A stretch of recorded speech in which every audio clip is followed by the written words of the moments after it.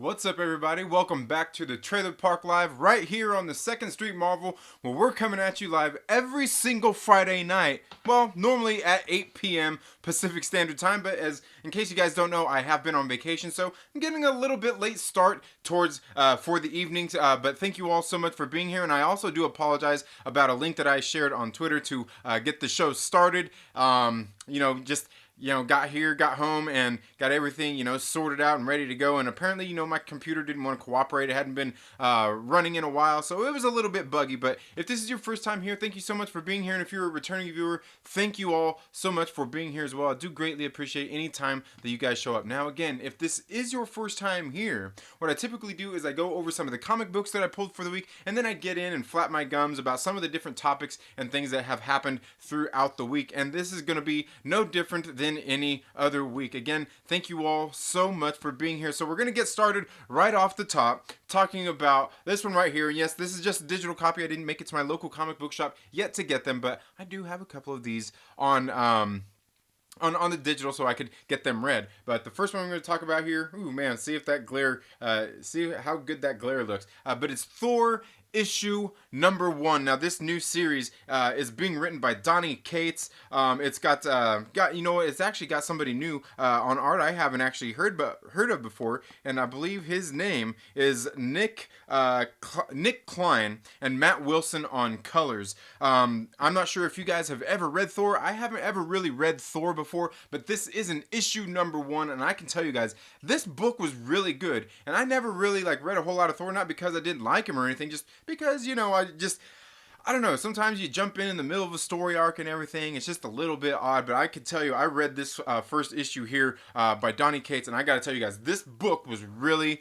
good. And as a matter of fact, like I said, I only got the digital copy here right now that I got on Marvel on the Marvel app. And this is actually cool. It comes with the director's cut. It was the same price as the one that I'm going to be picking up from my local comic book shop. Same price, whole lot of book. This came with 150 some pages. It's got a whole bunch of art and everything in it. Very cool stuff. I think you guys should definitely make sure that you go and check this issue out. And what we learned in this issue, see if I can turn that glare down a little bit. What we learned in this issue, yeah, it's not going to work that good for you guys.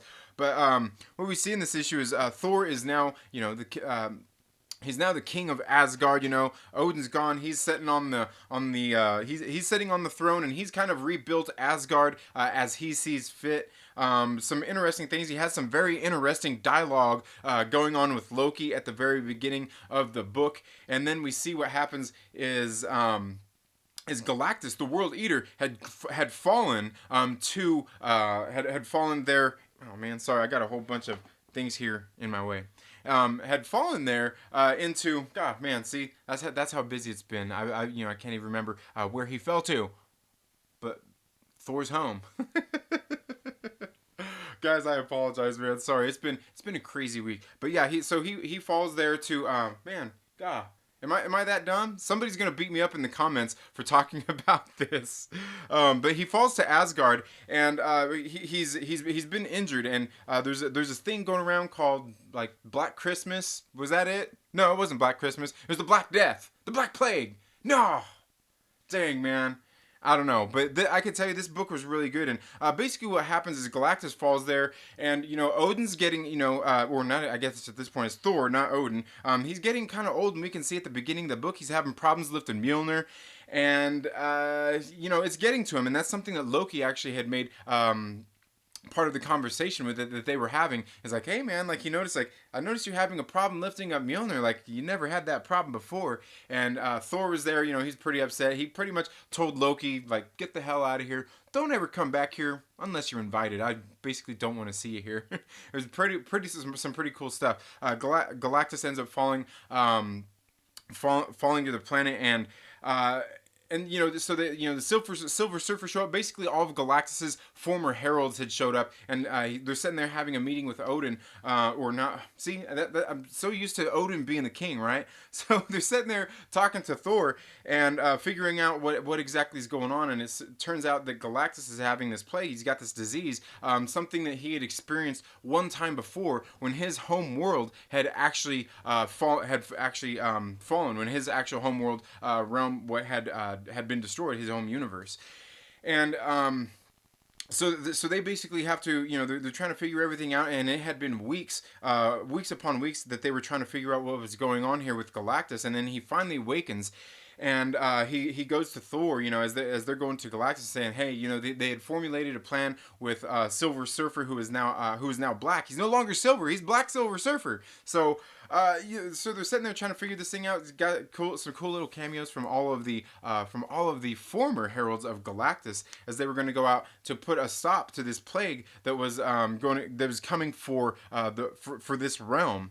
And so they formulate this plan. They go to Galactus after he had finally come to and awoken, and Galactus was confronted by Silver Surfer, and he's like, "Hey man, we got this plan. You're gonna go out there. You're gonna help us destroy this plague that is kind of coming out after us to destroy us."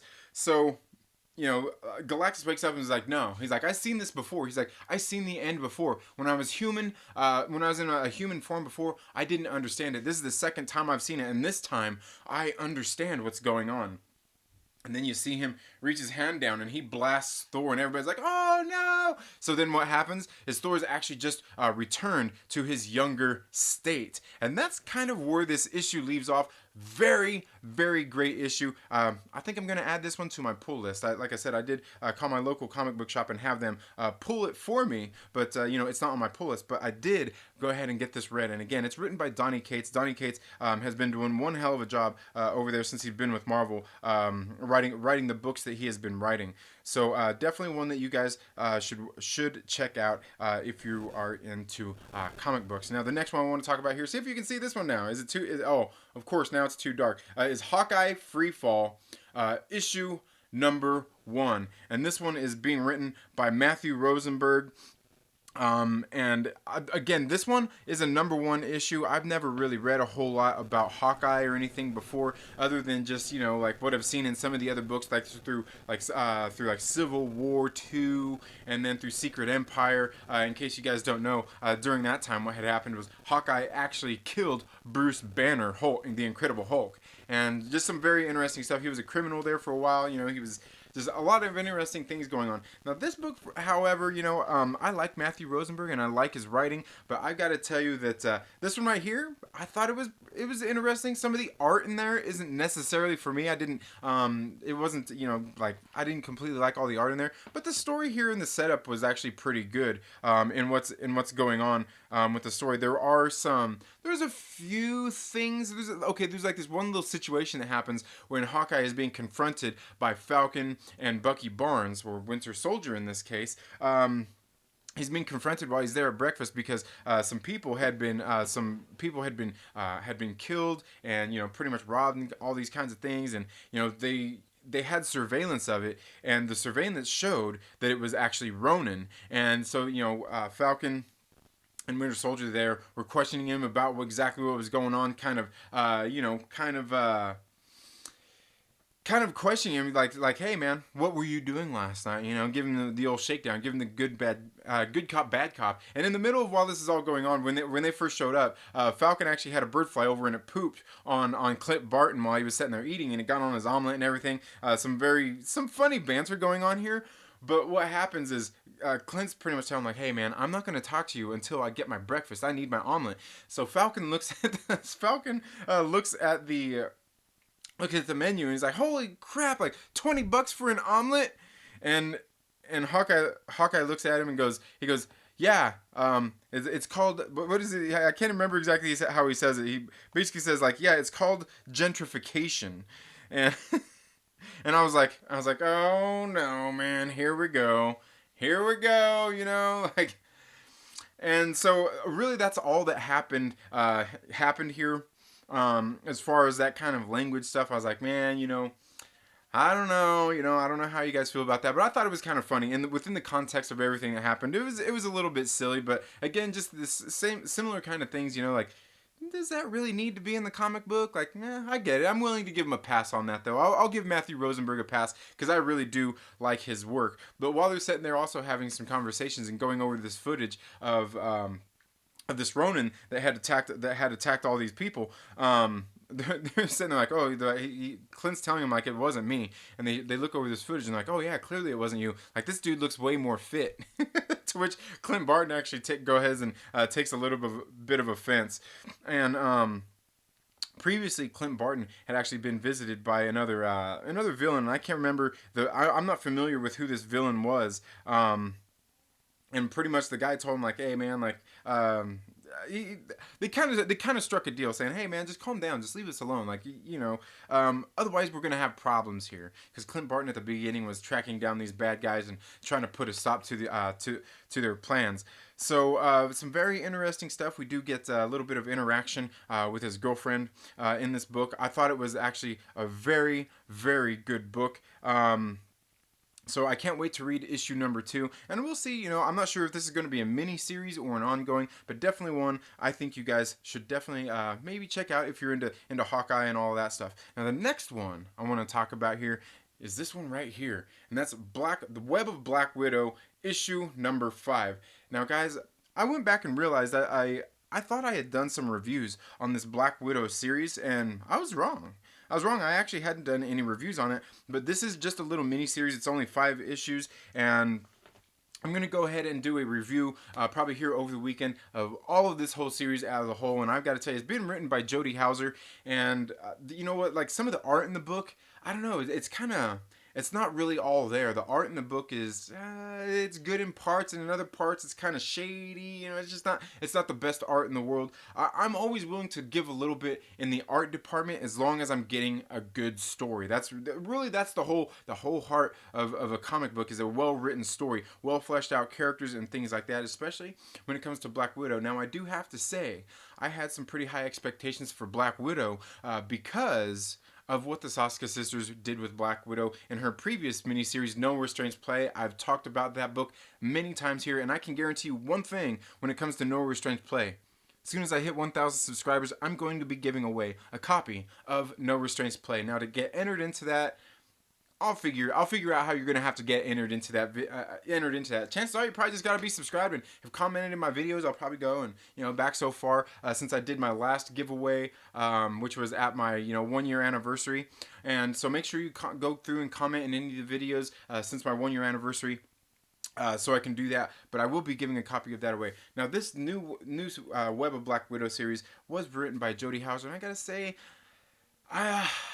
while it was a decent book, it was a decent read, it really didn't live up to what I wanted it to. And again, the Sasuke sisters did just such an amazing job. But this book right here was pretty interesting, where as she was going down and trying to track down some different people from her past, for some past crimes that she had committed when she was still, because she was trained in the Red Room when she was younger, and had kind of been, I wouldn't say taken advantage of, just doing her job, but some people had used her, and she was employed by people who were using her to gain wealth and gain power by murdering having some of their ancestors, some of their family murdered. So then they got put in these positions of power, and she was going down. There was somebody trying to frame her for all of these things that were going on. So it was just kind of an interesting story. In the very last issue, I got to tell you, like, this whole series seemed very anticlimactic. Especially by the time you get to the last issue, and kind of the last issue is really just a whole bunch of flashbacks of exactly how they trapped her enemy in this book. And so I gotta tell you guys, like, for me, I wasn't completely satisfied with it, but it's not bad. Definitely one that you guys will have to make sure you come and check my full review here on the channel. Now, another one I want to talk about is the X-Men and Marauders. In case you guys haven't been paying attention, you guys haven't been reading the comic books, not too long ago, Jonathan Hickman started rebooting the X-Men in the Marvel Universe. Kind of a soft reboot of them with the House of X and Powers of X. And I got to tell you, if you guys didn't read that, you guys should go check that out. It's on trade paperback. I think you can even find it in hardcover. It might just be in hardcover. But very great series. It was 12 books in all. It was 6 books that came out week after week after week. Very good stuff. And since then, they had 6 different series that spun out of all of those new books. And there's 6 different ones, and those are X-Men, New Mutants, X-Force, Marauders, There's also Fallen Angels, and the last one is, don't tell me, guys. What's that last one? The last one is man, why am I forgetting it? I'm forgetting the last one right off the top of my head. Um, Somebody's gonna have to help me remember. But anyway, all these books are coming out, and this week we got X-Men issue number 4, and we got Marauders issue number 5. And I got to tell you, this issue of X-Men that came out was probably the best issue of X-Men that has come out since they've been spinning out these new series. Very good book, and what I like about it is just kind of what happened, because we see Apocalypse, Xavier, and Magneto. They all traveled to this summit that they were having, where all these world leaders were coming around to talk, just having the summit, and they had invited the nation of Krakoa to go there, and so they end up showing up to this summit, and so they sit down and have a little this lunch, or this dinner, I guess, if you will, with all of these other diplomats there, and they're kind of talking about the world going forward, the mutant drugs and everything that the mutants basically offered the world to be recognized as a sovereign nation. Some of the other people there, representative of their country, had problems with some of the things that they were asking, and the mutant drugs, and they were kind of talking about some of those different things out there. And somebody went out there and kind of made some smart remarks that didn't sit too well with Eric Lenscher. And so he starts talking to them very matter-of-factly, very much like Xavier done during the House of X series, where he's basically Eric Lenscher just basically goes in there and tells him, like, hey man, look, you guys want these drugs or not? It doesn't matter. One of the humans is like, well, hey, we don't see any mutants writing history books or anything like that. And Eric Lenscher's telling him, like, well, basically soon you will. And he just starts laying down some, just like being just harsh, just like straight to the point. But he was speaking real matter of factly, and the things he was saying wasn't wrong. And the humans there, they didn't really take too kindly to his words. But a very, very great setting, and plenty of action, and like I said, just great dialogue through this book. Again, that one was being written by Jonathan Hickman. One that, if you guys aren't reading the series, you guys definitely need to go back and read at least issue number 3 and number 4, because they're very interesting.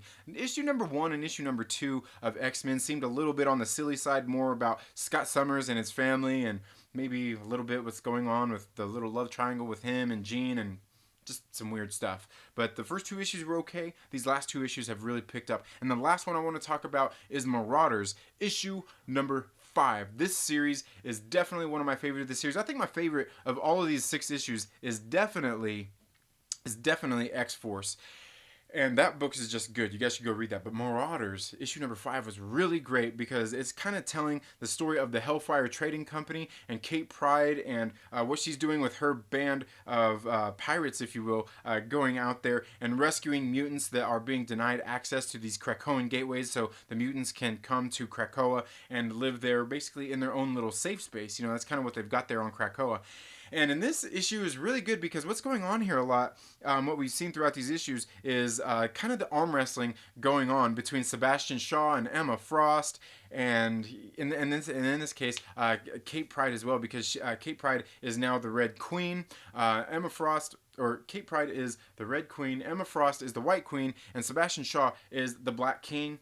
Very interesting stuff, and here we get once more a little bit more stuff, and I've kind of got the feeling through issue number 1 of this series, and we can see definitely in this book that Sebastian Shaw, he's out there sabotaging him. He wanted that 3rd seat that he didn't get for the Red King, because he wanted to put his son in there. And he's going out there, it seems like he's literally sabotaging the Hellfire Trading Company to make things happen so he can get that 3rd seat. It's something he's wanted, and honestly, I gotta be quite honest with you, I think he's probably pushing to get all 3 of those seats. He don't want just one of them, he wants all 3 of them at this point. He's very pissed off. It's very great stuff. You guys should make sure that you go out. Make sure that you go out and read Marauders. Very good stuff. Start at issue 1 on that. Great stuff. But of course, you should read House of X and Powers of X. Just absolutely great writing going on here through these series. And the one thing I want to say about that is not all of them are really great. Excalibur, that was the sixth one, and that's what I want to bring up. Like when we get to like Excalibur, though the story isn't as well written. It's being written by Teenie Howard, and it's more talking about the mystical world, the magic and everything between other world and our world.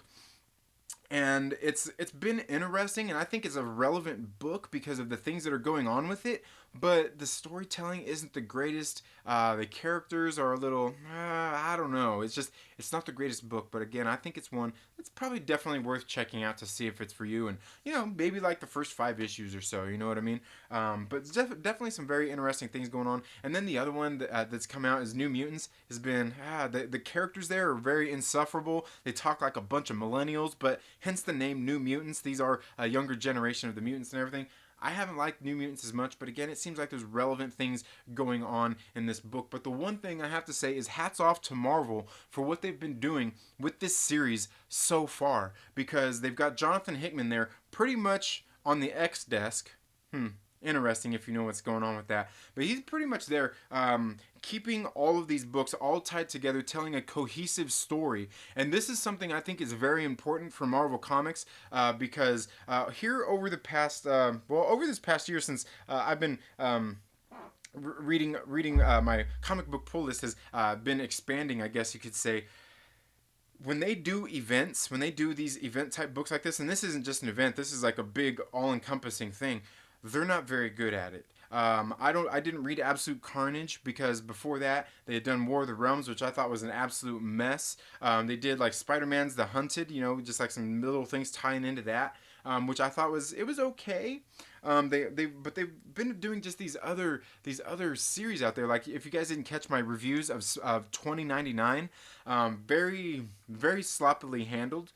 Then they also recently did Annihilation Scourge, which was a different story. But again, it didn't seem like they didn't have everything reeled in here. Like they just kind of had, hey, here's a story, let's do it. You know what I mean? Let's just do an event to do an event. And they've just done so many of them, and it's getting a little bit ridiculous and a little bit out of hand.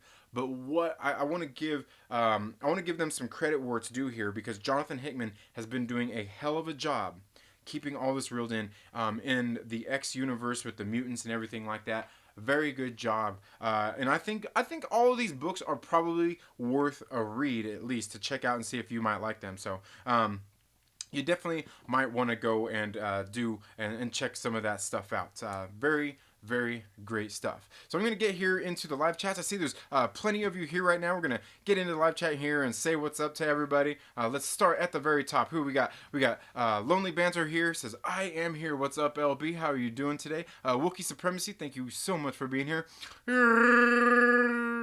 Dog Skull, what's up, my brother? How are you doing? Just a Rican and his comics, thank you so much for being here. Michael S, thank you for being here. Biden Touch, Tommy, one of the hardest working mods in the game. I mean, Tommy works harder than Nightbot does. If you guys aren't subscribed to Tommy, go check out his content. I guarantee you'll want to subscribe. And I think one of these days, if you're ever available in the mornings for my morning movie chat, I want to get you on here with me, bro. I want to get you here on the channel discussing some movies with me, because I can tell you have the love of films just like I do, especially some of those older films from the 70s and 80s that we grew up watching. I can guarantee you we're going to have some great conversations, and probably some movies through the 90s as well. So yeah, Tommy, we're gonna get you on here, bro. We're gonna get you on here. You guys should go check out Tommy. Kermit the Log, what's up, my brother? Hashtag Cotton Connection. How are you doing? He says, listening while I drive. All right, man. Just be careful. Yeah, you don't have to watch. Listening in is cool, man. Drive safe. I hope you're doing well. I know the other day, I think you said you were feeling a little under the weather, so I hope you're doing well. And I know I've seen that you did a live stream earlier today. I've just been traveling and everything. Haven't really got a chance to do much, but even with given the technology and everything, I did still manage to get my my morning movie chat done this morning. It was an interesting conversation, one I'd probably like to have with some other people as well. Aggressively Relaxing, thank you so much for being here. Says, you went to the dragon's grave. Awesome. Yes, that was very cool. It was a cold, rainy day, and it almost set the tone. You know what I mean? It almost set the tone, and I thought it was really cool to be there. And we stood there for a second. And, at first I was just kind of excited to be there. And as we got there and we sat there, I don't know. I guess you could say I kind of got in a mood. You know what I mean? Like I could feel something. And plus it was, we're getting ready to head into this new year and everything, and it kind of helped me get my head in the right space that I need to be going to get ready to move forward into the rest of this year and knock this shit out of the park, man. Because I've got some goals that I want to get done this year. I want to get back into my riding fitness, get my bike rides going back on regularly.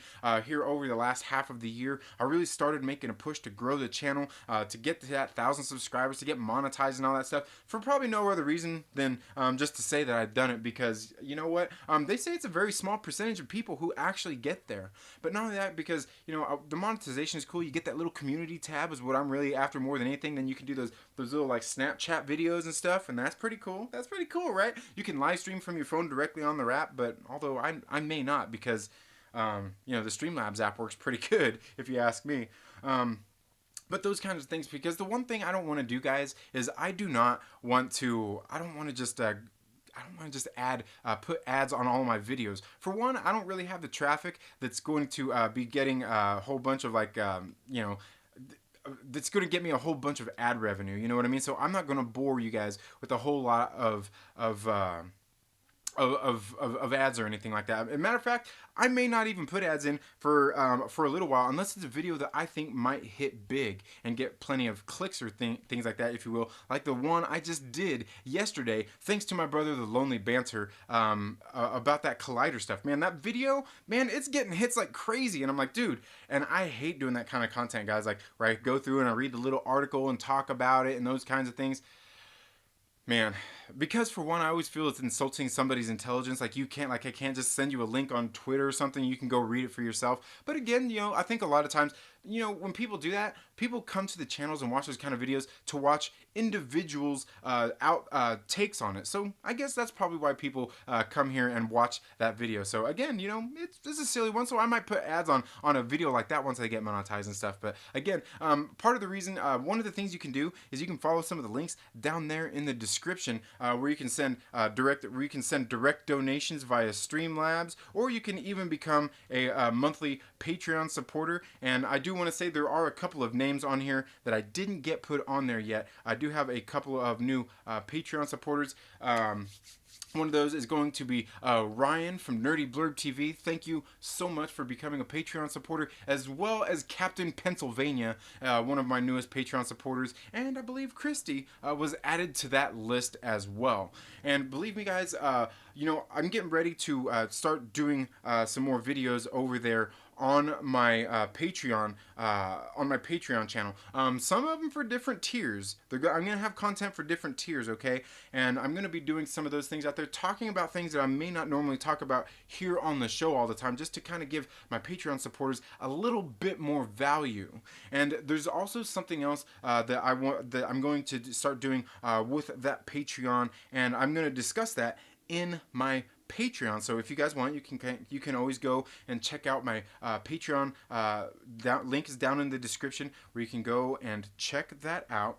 And so I'm gonna make some announcements over there for some of the things getting ready to come up on my Patreon. And again, it's nothing you guys are required to do. I just appreciate you guys being here, watching the videos and everything like that. But making a buck or two helps, because I do put a lot of work into this channel, and I think, and that's one of the reasons why I think the audience is growing, and you guys come here to hear me flap my gums about stuff I may not know the most about. But I do appreciate that, and that means, a lot of times that means a lot more to me than just $1, $5, or $10 does. But I do greatly appreciate anybody who wants to send in direct donations. I greatly appreciate you guys. Okay, so let's see who else we got here. Aggressively Relaxing says, Hawkeye owns an apartment building and they are showing it's doing well now. Yeah, that's right. I was gonna say that I think they made mention of that he owns that apartment building. Definitely has some pretty cool stuff. Mad Max the Mandalorian is here, says, I see your title. Are you blaming me? You calling me out, Second Street? Yep, I am, dude. We're gonna be talking about you. Kind of. Thank you so much for being here, Mad Max. Mike Fouts says, Foom. What's up, my brother? How you doing, Mike Fouts? Thank you so much for being here. Let's see. Tommy says, at Mad Max the Mandalorian, gotta say, very classy how you tried to tell someone to take it easy, man. Respect. I may have missed something unless you're talking about on that live stream the other day, and we'll get into some of that stuff here in just a minute. Aggressively relaxing says, Black Widow saves the day with the power of friendship. It was like a Squirrel Girl book. Yes, yes, aggressively, and that, to me that was something like I thought that was kind of cool because she, Tony Stark even made mention of that. Like she finally trusted her friends, which I thought was cool. But you know what I wanted to do? I wanted her to kick some ass, man. I wanted her to. I mean, she kicked ass in it too. She did. She did kick ass in it too. But I wanted to see her go out there and be brutal and just exactly what she was doing in Madripoor during the last series. Okay, Mike Fout says Black Widow in black and white. Um, I'm not sure. I'm not sure what you mean there. Or did I miss something there? I don't know. I'm guessing that's what you're saying in black and white. Sir Nerd a lot, thank you so much for being here. Says just dropping in to smash that like button. Hello there. Well, hello there, Sir Nerd a lot. Thank you so much for showing up. I greatly appreciate it. Cake, ice cream, party favors. Howdy!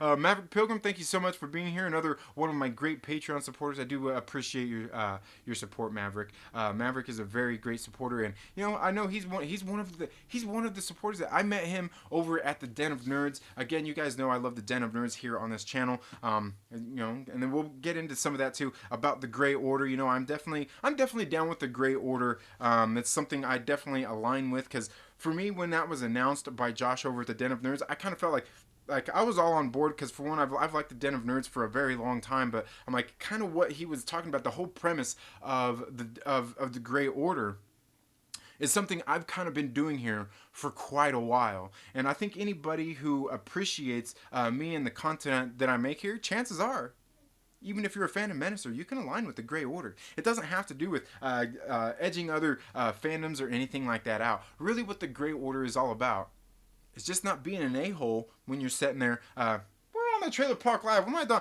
It just has to do with not being an asshole to others when we engage in conversation, when talking about some of the things that we really love out there in the world. Because we know over this past couple of years, things in the fandom have been absolutely crazy, have been cutthroat. A lot of bad things going on out there in the fan communities. And you know what? I gotta say, I'm kind of sick of it, and I'm sure a lot of you are as well. And that's why I think some of you may have found your way here. Again, thank you so much for being here. Cousin Angel says, I can't wait to read Marauders because I'm a Kitty fan. Yeah, you know what? And when you start reading Marauders, she's gonna let you know. It's Kate. It's Kate now. they definitely made a point of pointing that out a couple of times now, where she's no longer Kitty. She's grown up now. But it's a very good book. Marauders is excellent. Excellent stuff. And speaking of which, I've had I'm pretty sure they're subscribed. I mean, they've been coming here and checking out my videos. A particular subscriber in my chats, in my comment section called Catzar. This young lady, I'll say young lady. I think she said, from what it sounds like, she's got a few years on me. But hey, you know what? I'm 41 years old, and you know what? I don't care. I'm still young, man. Look at me. Look at this face. Look at this fucking face, and tell me I'm not a young man still, right? You're only as old as you feel, man. But yeah, she's been leaving some really great comments in my comments section here when I do some of these X-Books reviews and everything. And man, she's been enlightening me in the comments section, and that's one thing I really like interacting like the comic book community is so many people come out and they share their thoughts and their opinions of what's going on, or they help share some of the background and some of the lore that I don't know. And I always ask them, I'm like, hey, thank you so much for your information, and also, what books do you suggest that I read to go read up more on this? You know what I mean? I greatly appreciate that kind of input because it gives me more things to go out there and read. But definitely, Cousin Angel, go out and read Marauders. You shouldn't even wait. If your local comic book shop is closed right now, just buy the digital versions and read them, man. Because it's good. It's really, really good stuff. Maverick Pilgrim says, my local comic shop can't keep anything in stock. Couldn't get any X-Men issues. I'll tell you, Maverick Pilgrim, that's because they've been selling. I know even at my local comic book shop, and they're usually pretty good about it. I know they certainly really picked up once the House of X and Powers of X started coming out. They've really been on top of it and keeping those in stock because they've been selling. At this point, I'm not sure if all the titles are still selling really great, but they have been doing very good, and yeah, that's a shame. But again, I won't blame a comic book shop for that, because I'm sure it's a very tricky business where you don't want to over order anything. But at some point, they gotta be. It's almost more dangerous to under order and not have enough to serve all your customers, which is something that just happens. We went out to eat when I was up there in Seattle at my sister's house. We went out to eat some barbecue, and they ran out of ribs. Right? I'm like, you're a barbecue place and you run out of ribs. How the fuck do you run out of ribs at a barbecue place? Especially you're at a restaurant. How you run out of ribs for the day? That's a customer you can't serve. Like, I almost didn't eat. I went ahead and ate anyway. But like, when we were heading out there, we were at the. We stopped off in San Jose at the airport there, and we went to a Smash Burger. And Smash Burger, you know what they did? They ran out of hamburgers. All they had was chicken and French fries. I'm like, you fucking Smash Burger. How you run out of burgers to sell? How do you run out of burgers to sell? You Smash Burger. You're not Smash Chicken Sandwich. You know what I mean? That's like going to Chick-fil-A and they run out of chicken. Makes no sense. It makes no sense. But yeah, certainly when it comes to the comic book, like comic book shops, I'm sure that's a really hard thing to keep reeled in there. Let's see. Mike Trout says, I met Mark Silvestri when he was starting X-Men Up Again about 1987. There was no one there at the comic book shop in Oceanside, California. We talked for 15 minutes and he drew me a Thor picture. That's awesome. That's awesome. If I'm not wrong, Mark Silvestri, is he one of the guys? No, I'm thinking of somebody else. I was going to say, is he one of the guys that broke off and went to do Image? I can't remember if he was or not, but I definitely know the name. I obviously don't know enough of his work, but that's pretty nice. Got you some free artwork, man. That's cool. Maverick Pilgrim says, on the top of X-Men, did anyone listen to the Wolverine: The Lost Trail podcast series? No, I didn't, but I heard it was actually pretty good. I know there was a lot of people out there listening to that, and I think you can find that. I think here probably even on YouTube and like on whatever podcast that you get your podcast from, and I think even like on the Marvel website, I heard it was pretty good, and I know they actually went out and did a comic book basically based on that podcast series, so it's something I've been interested in checking out. He says it's a pretty cool radio drama, and that's something interesting too, because remember, back in the day, that's what they did all the radio shows and everything like that had the sound effects and all that kind of stuff. I remember hearing some of the books on tape when I was a kid. Like, God, what one was it I heard? Was it The Mist? I think maybe we had on like a books on tape. Very interesting stuff. When those things are done right, that's very good stuff. Biden Touch says, Mad Max, what did Second Street say you did? You probably did it. I missed that part though. I haven't said anything yet. Ryan H. Den of Nerds, executive producer, thank you so much for being here. He says, good evening, all you crazy people. Thank you so much for being here, Ryan. Greatly appreciate it. In case you guys don't know Ryan, he's one of the executive producers over at the Den of Nerds. Like I said, guys, one of the channels I absolutely love here on YouTube. One of my favorite content creators. Josh over there is just a very great dude. And he's going to be doing a live stream on Sunday, getting different creators together to talk about Star Wars and kind of the current state of the Star Wars fandom and just some of the things that have been going on. Going to be some very interesting stuff going on Sunday. So make sure you clear your schedules on Sunday to go check that out. And make sure you go subscribe to the Den of Nerds. I mean, if you're here on my channel, why wouldn't you be subscribed to him, man? That's the Den of Nerds, man. Very good stuff. Let's see. United Comics Universe. Oh my, what is up, my brother? He says, I'm just stopping by to show some love and respect and hit that like a We Are Comics. Not feeling good today. Man, that sucks, dude. I hope you start feeling better. We were on vacation. My wife, she didn't feel good the whole vacation for the most part, especially like the last couple days. She didn't get to enjoy that barbecue fresh last night, dang it. But yeah, she wasn't feeling too good. She seems like she's doing a little bit better now, but get better. And if you guys haven't checked out United Comics Universe, you guys should definitely go check out his channel. He's a very cool, laid-back dude, man. You know what? I would say, somewhat like me, but probably a little more passionate. He definitely knows a little bit more of his comic book lore and stuff like that. Definitely been more connected to it. Very great channel. You guys should go check them out. Ryan Dead Nerds just said they just came out with Marvels. Are you talking about that little series? I think, is Marvels the one they were doing with, I think they were kind of like an anthology series is what it seemed like a little bit more of, if I'm thinking of the right one. And I didn't check any of those out. again, I've been trying to get books that I want to read, but also pick out some books that are questionable. Like I just dropped my review of Gwenpool Strikes Back issue number 5 yesterday.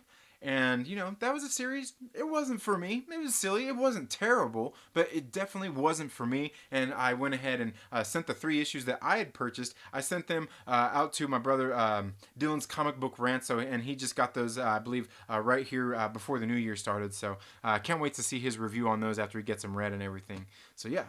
Um, Let's see. Biden Test says nothing wrong with making a buck for your hard work.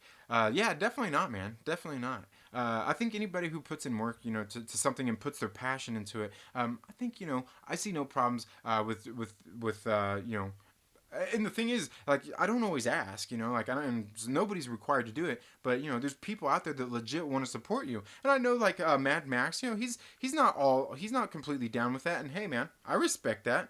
I respect that. I'm sure, I don't know if he puts ads on his videos to get, ad revenue because I'm part of the YouTube Premium, so I don't have to see ads because I hate ads. That's why with my if I got people supporting on my Patreon or sending in direct donations through Streamlabs and things like that, I don't plan on putting ads in any of my videos anytime soon. Once I get monetized, I'm just looking forward to some of the other little things that you can do with it more so than just like super chats and ads. Well, not super chats, but ads more than anything. Because it seems like more people like to send super chats more than they like to send money through Streamlabs, which is weird, but hey, man, it's all good. It's all good. And you can actually send direct donations too through even the Patreon link down there as well. You can send one-time donations also. Um, so let's see. Mike Fowl says bike riding or bike riding. I dig it and dug it. Yes, bike riding. Well, here, let me show you. Um, this right here, like bike bike riding. Yeah, bike riding. This right here, in case you can't see that, you can probably barely see that name there on the down tube there. This is Specialized S-Works. This bike, everything set up on it is exactly like what the pros ride at the Tour de France. So for for me, bike riding is a huge part of my life. Like literally, like my whole goal this year, except for yesterday and today, because I was traveling, I'm gonna be out there. My mission is to go ride every day this year, and that's just my goal. It might not happen. It might not happen. Things happen, but that is kind of my goal. Yeah, I'm big time cyclist. Like I said here, over the past handful of months as I was trying to grow the channel, it kind of fell to the wayside as I was trying to grow it. Kind of grew a little bit of a belly here, but it's all good. I know how to get it off. I know how to train and do all of those things. I know how to diet properly and all of those stuff. So I don't look at those things as really making a comeback or anything, or having to make those New Year's resolutions, because I know how to do it. I've been doing it for years. So, and if you guys need any help with anything like that, I'm very resourceful. I've been doing this kind of stuff for years in, like, yeah, I guess you could say like the health and fitness industry. I don't know everything out there, but I could always certainly help you reach goals and give you advice on what to do, or even pull some of the resources I have, some of my favorite channels here on YouTube to follow when it comes to those kinds of things. Go check out Tom Bilyeu's channel here on YouTube over at Impact Theory. Great book. Great channel. On Tuesdays he does a video talking to people who had success in their businesses and in life, and I think a lot of those things pertain to just about everybody if you want to find success in your life. And then on Thursdays he does health theory, where he talks to like different doctors and different people like sports physiologists and things like this that are in the health industry. Very great channel, and very good conversations they have there. And then another one you should go check out is High Intensity Health. Mike Mutzel over there, he has some fucking great interviews that he does with doctors and physiologists and all these different people who aren't just practicing doctors trying to give out medicines and all that stuff. These people know their shit. They know, they're putting in the work, like actually not experimenting, but testing things on different people to find out what works for them. So they don't know everything, but I can guarantee you I learned so much from that channel when it comes to that kinds of stuff. But yeah, certainly into bike riding, man. I'm a huge cyclist, man. Big time into cycling. Ryan Den of Nerds says, I haven't started it yet. It's on Stitcher Premium. Okay, we're talking about that Logan thing, right? The Wolverine thing. Yeah, I've heard it's really good. I just haven't I haven't ever read it or ever listened to it. Let's see. Where are we at here? Ooh, it just jumped on me. He says, but what if you are an asshole? What then? Well, I guess like Dennis Leary said, right? Didn't he have that song, the asshole song? Remember that one? That's a good one. He says, I'm aligned with the guinea pig menace, and all will be taken into the collective, right? Yes, Mad Max the Mandalorian says, he says, whatever age you are, you make it look damn good. Second Street, thank you. And that's why I stay clean shaven, because you can see, you might not be able to see that touch, that pepper in there. That's not touch of gray by Menon, man. Like that's actual gray there. Probably from my kids. He says, "What's my age again?" Yeah, Mike Fouts. I know that song. I know who you're talking about here. Who was that? Was that no? It wasn't Blink. Was it Blink 182? It was. It was Blink 182. 11D3. 11D3. LB says, join the lonely delivery. We take gray orders and fandoms and smash them. Yeah, and you guys should definitely go check out Lonely Banter's channel, man. Another one of my favorite content creators. One of the guys that I actually, one of the first guys I really kind of started following here in like the commentary realm here on YouTube. As a matter of fact, I think I've been following Lonely Banter longer than I've been following Young Rippa. And you guys know I love Young Rippa's channel. I think I've been following Lonely Banter maybe just a little bit longer than I have him. And LB's just a great dude, man.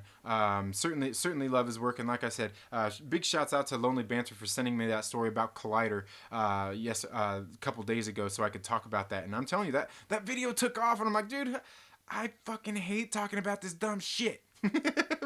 Because really it's a lot of stuff that I talk about anyway, but the whole article thing, like, ugh. But I did actually feel that it was some very relevant information that was going on out there, and that video took off. I'm like, for a video on my small channel, it took off. Like I was like, oh man, like I was looking on my way home, I'm like, holy shit, this thing got like 800 views on it. Like that's ridiculous.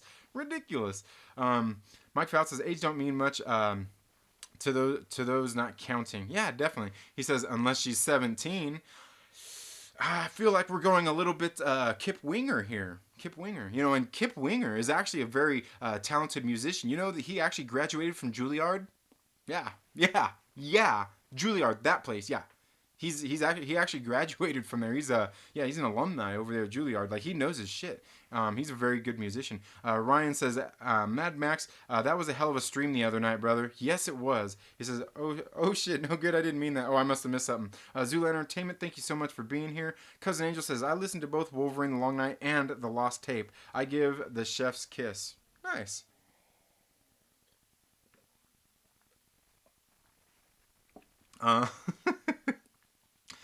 Wookie says, if I could make money off my stupid shit, I'd be all over it. LB says, donate to Second Street Marvel for hair plugs. Come on, man. Like, I'm not losing hair. It's migrating. It's migrating down the back of my neck. It's going from here to here. Pretty soon, I'm going to look like Robin Williams. Rest in peace. Mike Fouts says, I was at the San Jose airport last year. Yeah, it seems like if you fly southwest, like out of LA or between, here up and down the coast, you're probably stopping at Oakland or San Jose quite often, you know what I mean? Or maybe San Francisco, it just kind of depends. But somewhere there in the middle. Johnny Robot Activate, says Mike Fouts. That's funny. That makes me think of Johnny Cab. Let's see. Lonely Banter says, I have a bike too, Second Street. It's lonely. Like me. That's funny. That's hilarious. Let's see. Kermit the Log says, Lonely Banter, I would think you would ride unicycle, right? So then you have a lonely tire. Mike Fowle says, for a Swedish midsummer festival in the mountains. Oh, I must have missed something there. Oh, maybe when you flew through San Jose. Nice. Kermit the Log says, I went to San Jose Airport last year too. You don't live too far from there, I don't think, though, do you, Kerm? I think they're some relatively close together. I think they're relatively close together, man. Let's see. Okay, we're skipping here again. It went up. Wookie Supremacy says, kids are overrated. Nah, my kids aren't. My kids are awesome. I fucking love my kids. They're the best. They're the bestest. My friend says, awesome, I flew in from Denver. Nice. Kids are a waste of time. Lonely with Kids sounds like a sitcom. That does sound like a sitcom. Mike Trout says yes, Thor. I'm on delay. Oh, okay, got back a little bit. Wookie Supremacy says Winger blows. You know what? You should actually check out some of his newer music that he's done lately. He's done some really legit music here lately. Maybe not so much all that stuff that he was doing, in what was it, the early '90s. It might have been late '80s. That was a little on the cheesy side, so I'll give you that. But definitely. Tommy says, "I like homing pigeons. Oh, they will find you like homing pigeons. They would sense the lonely in you." Nice. Okay, so guys, getting on to another thing I want to talk about today is you guys can see from the title, I clickbaited you guys in. I clickbaited you in, Mad Max. I know I did. Are you still here, Mad? Are you mad? Because. Mad! I'm telling you. That video cracks me up to no end, dude. That video that Stephen Walton from Stephen Walton, the author Stephen Walton did, dude. That video fucking cracks me up, dude. I could watch that thing a million times, dude. It makes me laugh, dude. It really does make me laugh.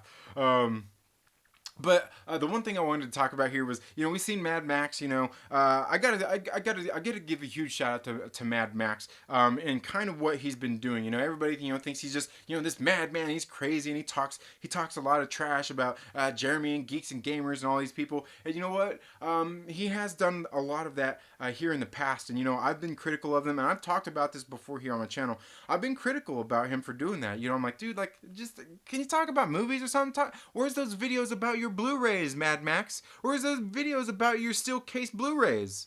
I'm waiting for those. Still waiting for them. We don't want to cancel you, Max, but we will. But I gotta say, a huge shout out because, he's been going through and inviting people to his live streams and having these discussions with different people over different things, and just trying to get people together to come and have some talks. Maybe talk things out, clear the air a little bit. And I gotta tell you, I gotta say, huge respect to Mad Max for doing that, because he has people on the show that not everybody wants to talk to. He's having conversations that not everybody wants to have. He's had Matt Jarbo on the show the other day. He had Matt Jarbo and Drunk 3PO on there. They were just kind of talking about some things, just different things, airing things out a little bit. He had another one he had on the other day. Very controversial person out there is B-Level Star Wars, and guys. I know what you're gonna say. It's okay. There's no reason. Stop. Just stop. I can already feel the chats getting ready to come in here and blow up my chats. I can feel the dislikes coming. But you know what? I gotta say, my hat's off to Mad Max, because he's still willing to talk to B-Level and have those conversations. I know not everybody likes B-Level and wants to have those conversations with him, but I've actually talked to B-Level through Twitter and had some conversations with him as well. And one of these days, maybe I'll see if I can do it next weekend. I'm gonna bring B-Level here onto my channel and have a conversation with him. And the one thing I will say though, because it intrigues me, the guy, every time he's been on Mad Max's thing, it seems like he's there with somebody else. It seems like all he's wanting to do is fight against other people. And guys, I'm not for that. The one thing I've been talking largely about here on my channel, and part of why I'm part of the Great Order, is not fighting with each other. It's not about fighting. We need to have conversations. And to me, that doesn't mean hurling insults at each other, this or that. That's absolutely ridiculous. The other day when I was modding in a couple of Mad Max's chats, I'm sitting there, people are sitting there going back and forth. I know Odin and Julie were sitting there going at back and forth with each other. And that, when you're in a comment section here on YouTube, or when you're on somebody else's channel talking about somebody else, whether it's an individual or the Fandom Menace or another section of different fandom, there's no reason to call somebody names. It's pointless. There's no point in it. All you're doing is getting on somebody else's nerves, and maybe that's all you want to do, but it's fucking pointless, and it gets us nowhere. It doesn't bring fandom any closer together. If anything, it only brings us further apart, and it's just absolutely ridiculous. Okay, and for one, that's not what I want to do. I know the other day, like I said, B-Level was there on his channel calling people, racist and misogynist, doing that whole little little thing, and I get it. People were out there upset. I know Rosetta Allen was upset about it. You know, she was there in the comment section. She's even, I know she was even making some tweets towards Mad Max over there on Twitter and stuff as well. And guys, the one thing I've got to say, look, if you're on the internet, if you're on Twitter, if you're on Facebook, if you're on Instagram, if you're on YouTube making videos, if you're a content creator, if you're putting yourself out there, face one thing: you're gonna be subject to criticism. People are gonna come out and criticize you at some point. They may not like you. They may say things you don't like, but that don't mean that you have to take it personal. That don't mean that you have to fire back. It doesn't mean any of that thing. You can listen to somebody's criticism. They can say whatever they want about you. Just whatever. If you don't like what they're saying, just fucking ignore them. If B-Level is coming on a stream and just talking shit about the Phantom Menace or about you specifically, fuck them. You know what I mean? Fuck them. Just let that shit roll right off your back, man. You remember what was that saying when I was growing up? No, not that one, but the other one. I'm like rubber, you're like glue. What bounces off me sticks to you. You know what I mean? Just, it's all good. You know what I mean? Sticks and stones. You know what I'm saying? It doesn't matter.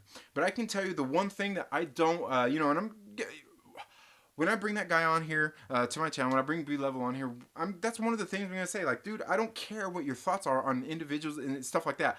My biggest thing is, why are you trying to fight against another thing? If you want to improve fandoms, you know, it's not about fighting against other people. It's not about fighting against other people. It's about nerds. Fucking nerds. We're fucking nerds. We're fighting about fucking Star Wars. Seriously.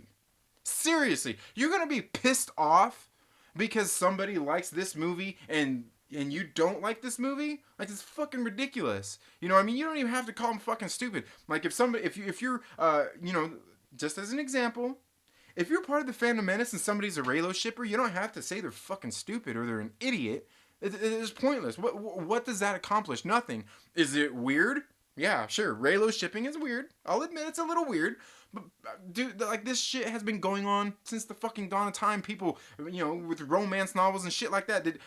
When I was growing up, my grandma had these steamy romance novels that, you know, had all the people on the covers all drawn, and they're doing their thing, and it's like, this smut books, you know what I'm saying?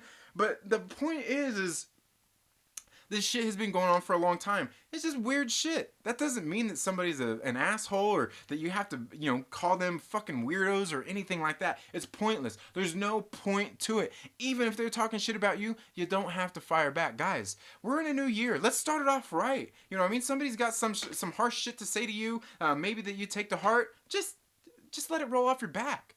You know, you're on social media, you're on the fucking internet. There's gonna be, you know what, and I don't even like to use the word trolls, because not everybody out there is trolls. Just because somebody's being a fucking asshole doesn't mean they're a troll. It just means they're an asshole. You know what I mean? Just because they're saying something that you don't like or something that is contradictory to what you're saying doesn't make them a troll. Maybe they just don't agree with you, and you just don't like their thoughts. You know what I mean? It doesn't make them a fucking troll, you know? But now we know there are people out there who are trolls. Like, something that happened I believe it was this morning, to my brother Damaj and I. Apparently, he was made a mod in somebody's live stream that they were doing. Apparently, this person went out there, gave him a wrench, made him a mod in the channel, and apparently it went crazy after that, where somebody was out there, had a fake account for Damaj and I, and started, you know, tweeting or started dropping, spamming in her live chat. I hate black people. I hate black people.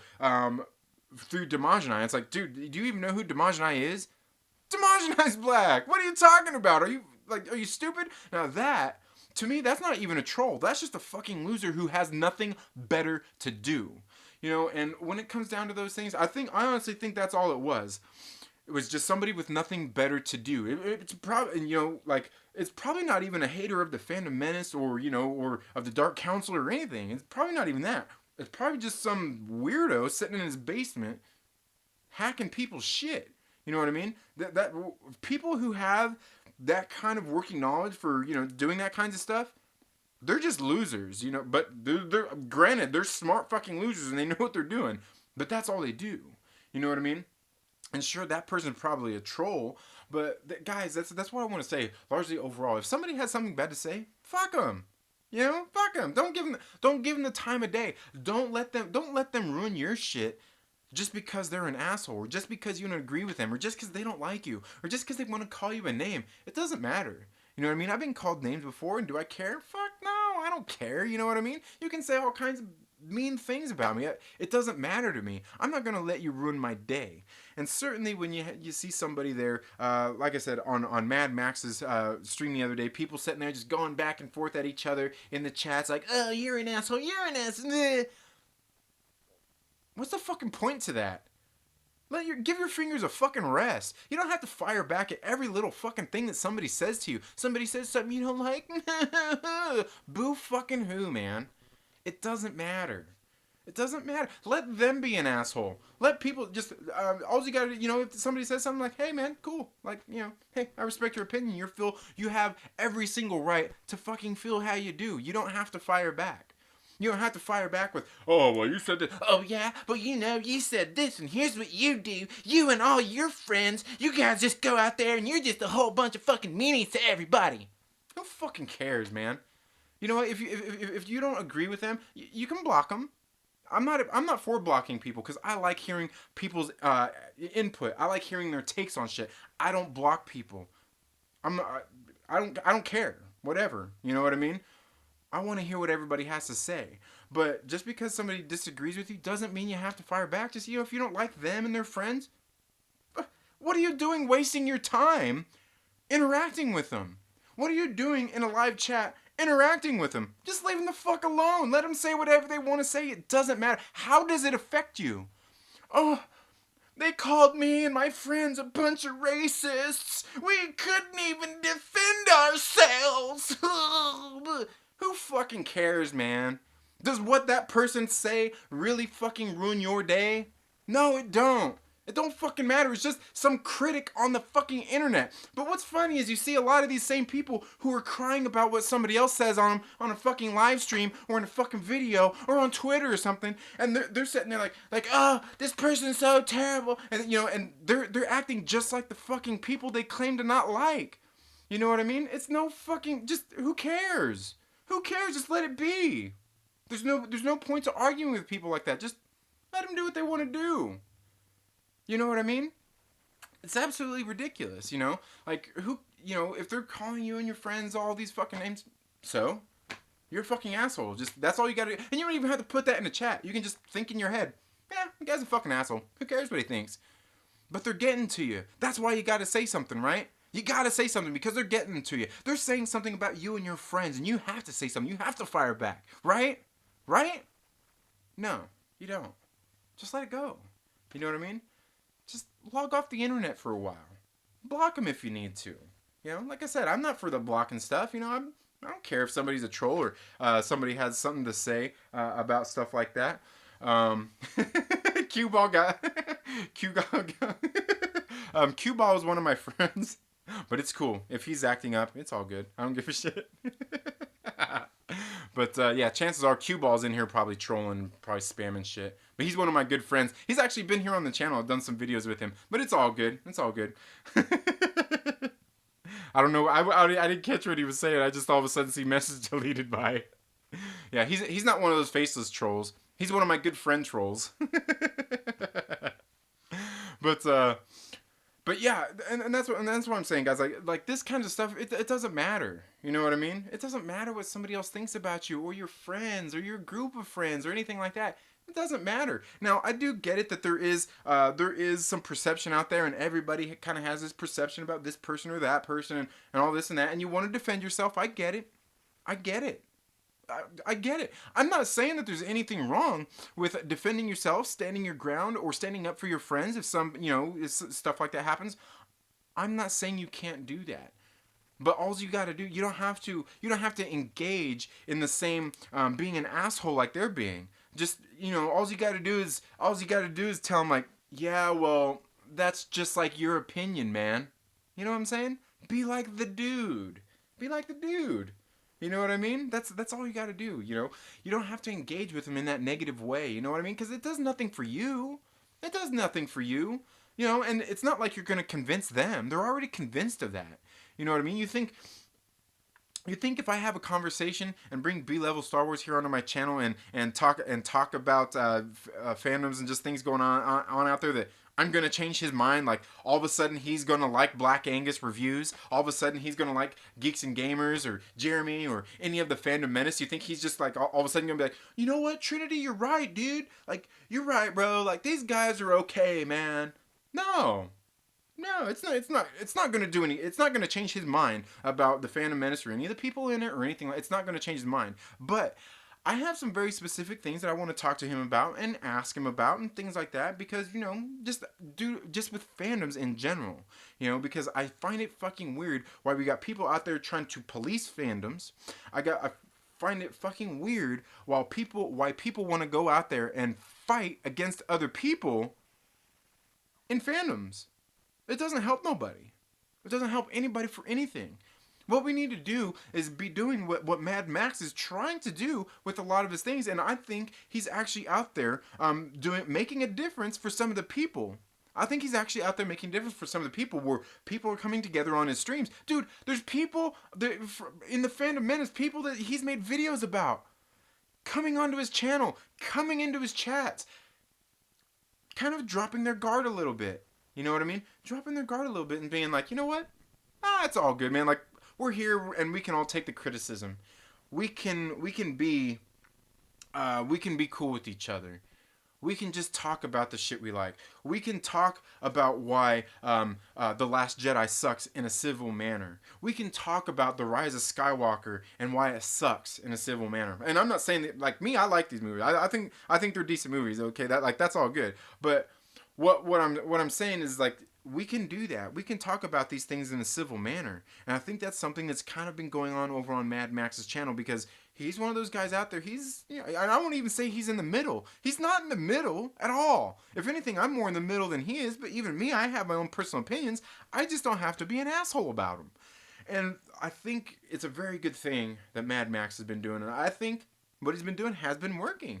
I think it's been working. And I think a lot more people have kind of come around to Mad Max a little bit. Maybe people have warmed up to him a little bit more. That doesn't mean that they like him.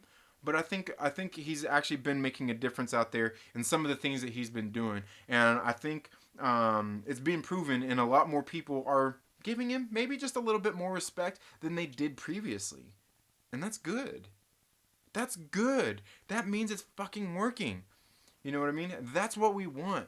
That's why, I talk, you guys see here on my channel the way I talk about things, the things I say, and how I feel about some of that stuff as well. You guys see, like, that's why when Josh created the Gray Order, and I'm like, dude, I'm all on board with that, man. That's what I've been doing. Like that's my forte. That's my shit. That's what I've been doing. I just want to bring geeks together to talk about geeky shit. I don't want us to be together, fighting with each other, acting like a bunch of fucking children on the internet. It's fucking pointless. It's ridiculous. And you know what? Honestly, it gives me a headache. The other day when B-Level was on there talking shit about everybody, I'm like, this is fucking pointless. But I was on vacation, but and I had shit I had to do. But you know what? Like, I wanted to be, because he made me a mod on his thing, and I wanted to be there to moderate, people like that. And if you guys weren't there, you can go back and watch, see some of the live chats and stuff that was going on. People are going back and forth with each other. I'm like, guys, just stop. Talking shit to each other in the chats does no good. All you're doing is getting yourself worked up over fucking nothing. You know what I mean? Like, do you really need to put that much effort into it? No matter what somebody else is saying on his show, like, does it mean that much? I mean, to me it don't, but again, I'm not one of those people that's having shit talked about me, but if there's somebody even out there talking shit about me, I don't fucking care. You know what I mean? If you're out there talking shit about me, all that means is, I mean, I can't even say that I won, but it's that you care about me. You know what I mean? You care about me enough to say and talk shit, to say something, to throw shade my way or whatnot. I don't care. Go ahead. It's all good. Right? I just wish more people, and I'm not saying be like me, I would just wish people could, be a little more like that. Just be willing to let things go. It's okay for people to be assholes, and it's okay for you to let them be assholes. Plain and simple. And I think Mad Max is one of those guys, dude. He seems like a very forgiving guy. in that sense, where you've seen, we've seen he's had some very tough conversations and been put in the spot by Jeremy, when he went on a stream that they were doing with EVS and on Cecil's channel one day. He was put in the spot, man, and he took it. He took it all. He took some punches and he took it all in stride, and it was all good. He went to that, the Jeremy confronts his hater stream, and hey, man, he kind of got beat up. He took his punches, and you know what? He still has a respect for Jeremy. You can tell he does. Whether he likes him or not is a different thing, but that don't mean he don't respect him. You know what I mean? Like, be a little more like that. Be a little more willing to take your beatings, if you're going to dish them out. And even if you're not dishing them out, be willing to take them. We're on the fucking internet. It's just what happens. So, I don't know. How do you guys feel about that? I'm going to get here in the chats and see what you guys have to say about that. Because I've been flapping my gums about this stuff for a little while now.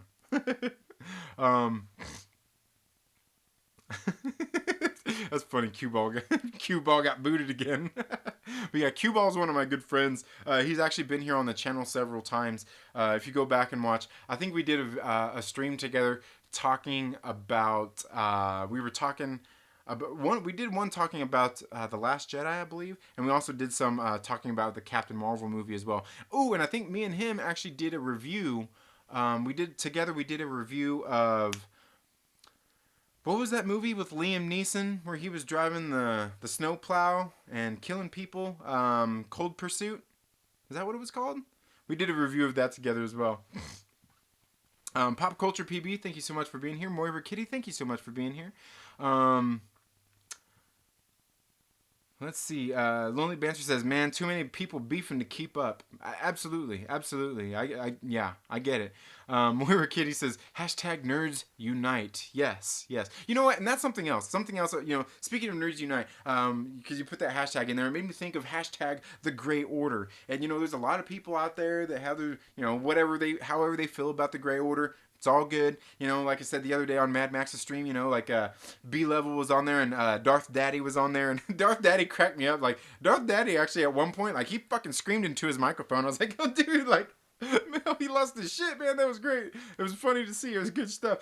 But the thing is even, and I went and watched a couple videos on B-Level's channel the other day. And he's talking about, we're what the Gray Order wishes they were and all these kinds of things. It's like, you don't even know what it is, for one, but two, it's just, the Gray Order is just about bringing fans together to have civil conversations and talk about what we like and what we don't like.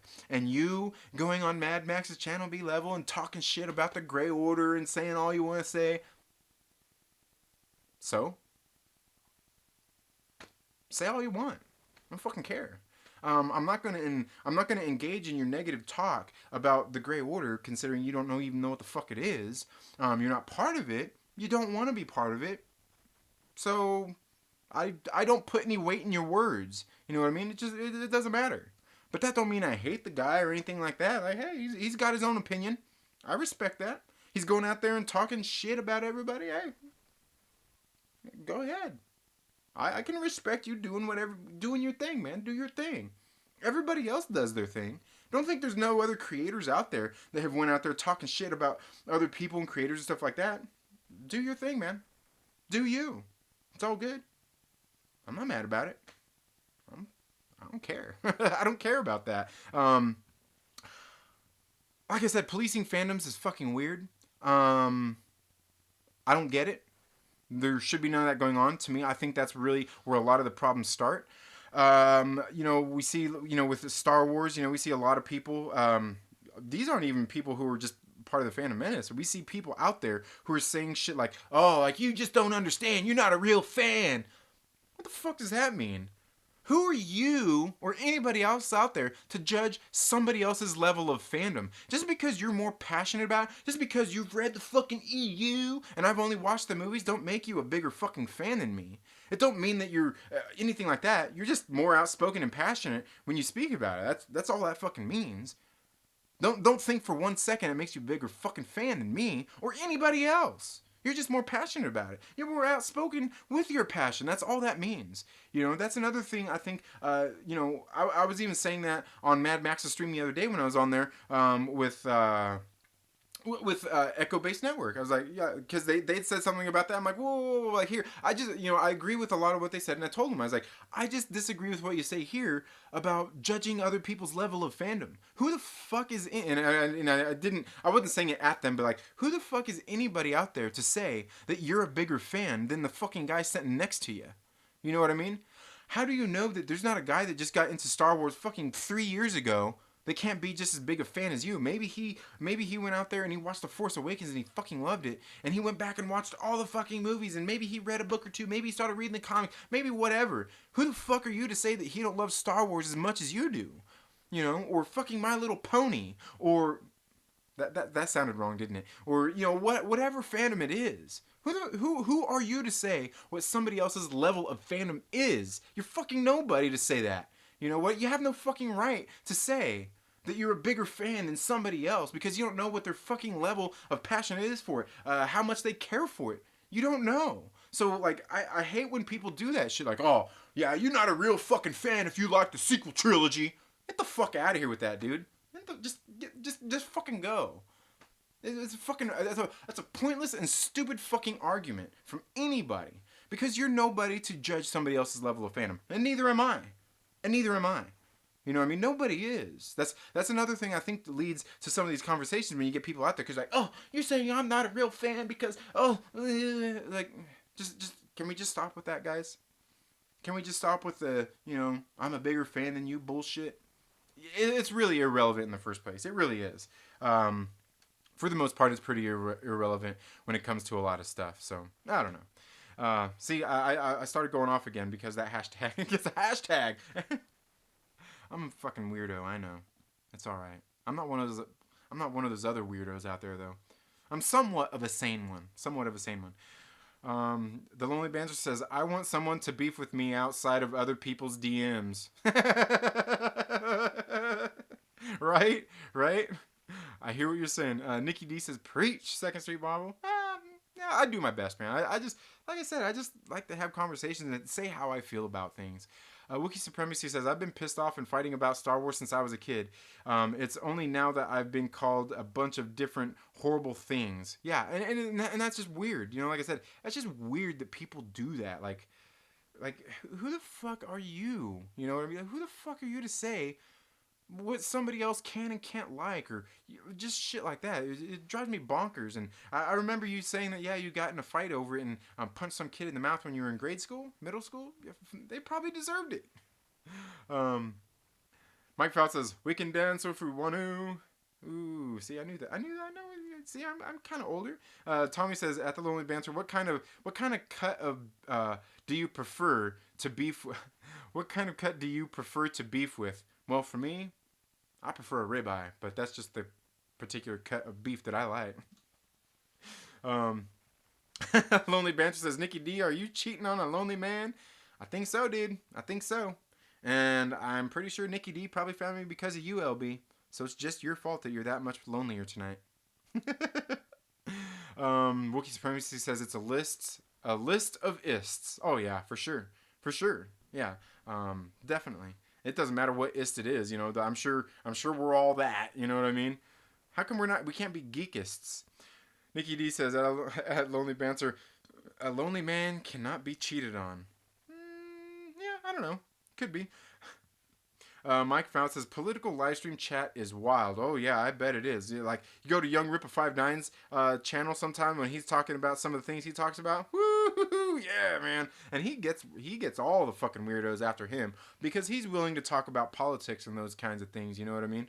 Which is cool, man, because not a whole lot of people want to do that on their channels. You know what I mean? It's bad enough with these fandoms and that's one of the things I was even talking about with Young Rippa when he was here on the channel, is how the fandoms now are basically like politics at this point, because they all kind of go hand in hand at some point, and part of that is because of the people that are writing the movies, the comic books, and the different things out there. But again, I've long said that artistic mediums are just that. They're made for that. They're made for you to express yourself. The thing is you want to do it with good writing. It's got to be thought-provoking and make people think, not just be so on the nose that you're saying, hey, Trump's a piece of shit. You know what I mean? Like, you can put that in there, but do it in a way where you're not just coming out right and saying, just like, like build a story, make a story where it kind of makes you like make one feel like maybe he is. You know what I mean? Even if it's somebody that may like what he's doing. You know what I mean? Like a good writer can do that. A good writer can do that. Can make you think about it.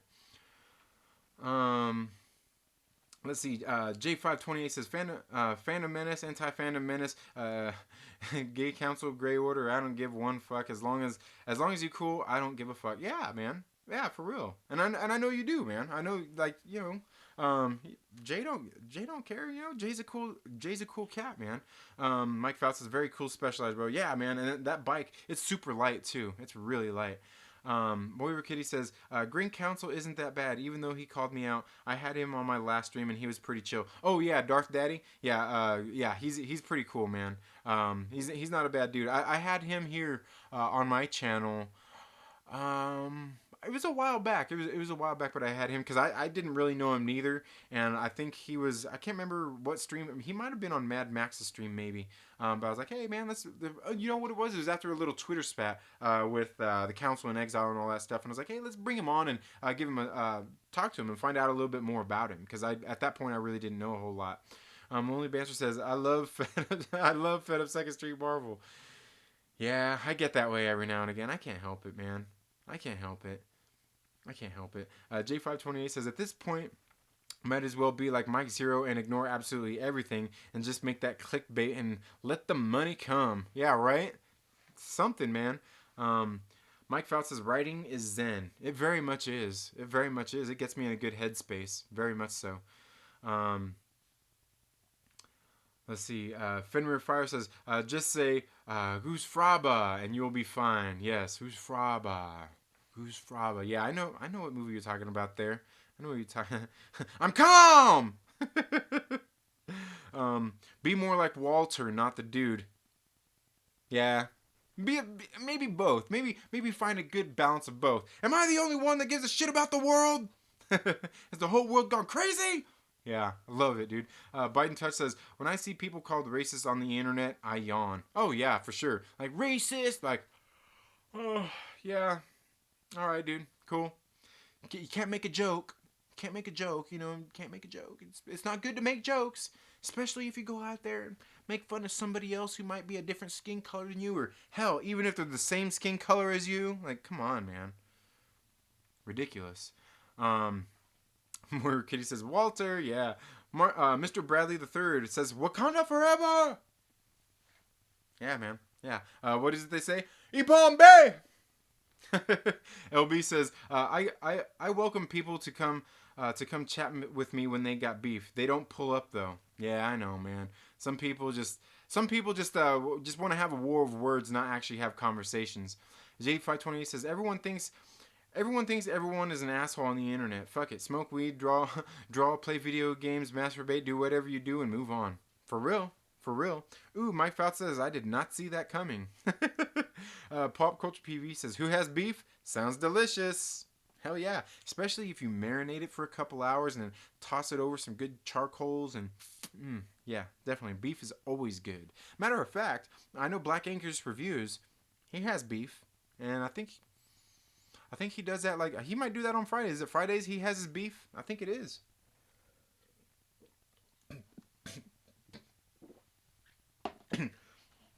Plus, I was gonna say, I think he likes some beef on his women too, or his women too. Just saying. Maybe it's not beef. Maybe it's sausage.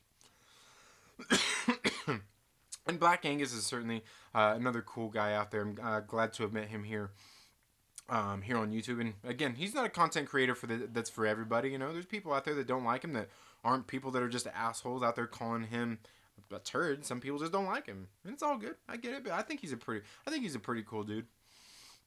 I Am True Skills says, Second Stream Marvel rated R stream. Oh yeah, I Am True Skills. The Trailer Park Live is definitely the rated R stream that I do here on Fridays. Definitely. Party at the Lonely Cave. Meat touching. Oh man, I don't even. No, I want some cannibal sandwiches. Rated R Second Street is the best Second Street. I gotta say it is. Sometimes I gotta get it out. Q Ball says, let's fight.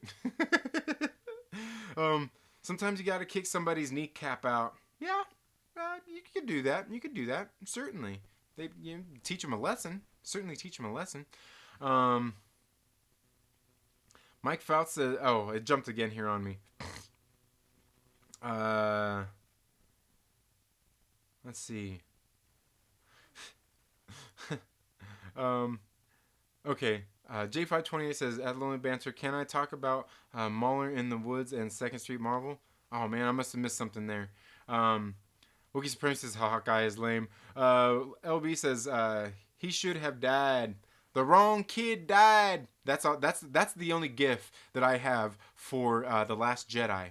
The wrong kid died. You know what movie that's from? The wrong kid died. Mike Fouts says, MASH. Wookie Supremacy says, I'm a bigger fan than all of you. Yeah, could be. Q Ball says, Cussy Pants. I'm your chintzy moderator booted me. Yeah, I know. I told him it was cool, man. You're cool, dude. It's all good. Should I make you a mod? Should I make Q Ball a mod? I don't know, man. I kind of like seeing you get booted out of the chats. I think it's fucking funny. Oh man, that's funny. Oh man. Oh, definitely. That's funny. Q Ball says, we know you fuck your little pony. I don't have a pony, I swear. Ryan at Denner says, woo, brownies. That's funny. Wookie Supremacy says, I judge people all the time. You've passed, Trinity. Well, thank you. J528 says, after this rant, 2nd Street is officially in my top 5 YouTubers list. Hey, man, I know I went off one other time before, and I was waiting for that meme to come out or whatever that little clip that you were going to do. I never seen that. Biden Touch says, what if I'm 300 pounds, then I'm a bigger fan? Okay. Hey, I'll give you that. You got me there. Yeah, kudos for that Oscar Wilde-like wordplay there. Lou says, "G'day, mates. How's everybody been? Been doing well, Lou. Hope you're doing good. Hopefully things are going well for you across the pond there." Mike Fouts says, Trinity was the dispensary name today. 101. Or was that IOI? Oh, LOL. Trinity was the dispensary name today. I haven't been to the dispensary in a while. I need to make a visit there. In case you guys can't tell, I might be a little on edge. I don't know. Maybe not. I haven't called my dispensary in a while. Here where I live at, they have to deliver. They don't let them have like shops and stuff. It's fucking weird, man. California, bro. I'm telling you, it's something else. J528 says, Young Rippers debates are great debates. I get popcorn for those. Oh yeah, definitely, for sure. Biden Touch says, at the end of the day, someone with different opinions is fine if they aren't a dick. Yeah, for the most part. And that's to me, that's really what it's all about. Is it's okay to have the discourse. You don't have to be an asshole. You don't have to call people names to get your point across. You know what I mean? Because to me, that means you're only out to fight. You're only out there to be confrontational. And like, sometimes that can be fun, but what's the fucking point? There's no point to that. Dylan's comic book rant says, Trinity, what up, brother? How are you doing, Dylan? Guys, if you haven't been to Dylan's comic book rants, you guys need to go check out his show. He's a very cool cat, dude. He talks, about comic books. He's been doing some TV show reviews and things like that, movie reviews. You should definitely go check out my brother Dylan. Small channel. I'm not sure how long ago he started, but you guys should go check him out. He's gaining an audience of loyal fucking followers. He's a great dude. You guys should go check out his shit. He's a very great guy. He's the one I was talking about earlier that I sent those Gwenpool books to that I'm waiting to see his reviews on them. You guys should definitely go check him out. Dylan's a great guy. Lou says, 2nd Street Marvel, how's your day been? My day's been good, man. Long day. Been traveling and everything. We just got back home to here to LA from we were up in Seattle. So it's been a long day. I woke up this morning at about 5 o'clock, 5:30ish, and just been on the airplanes, airports. Finally got home. I'm happy to be home. Just happy to get home and be here for the Trailer Park Live and talk with all you guys, man. I love spending Friday nights with you guys because I get to be a little bit more myself. Because you guys know when I do the morning movie chats during the mornings, I like to keep those PG for people who just want to talk movies and be nerdy about movies and stuff like that and just talk about them. I want those to be a little more geared towards that. So that's why here on the Prime Time Show is where I get to really cut loose. And believe me, case you can't tell, I was really looking forward to tonight. I really was. I was looking forward to getting here and cursing at the top of my lungs and, saying fuck a lot.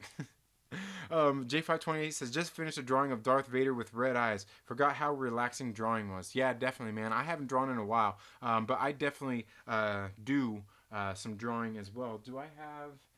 I don't think I have my note. I don't think I have my notepad here.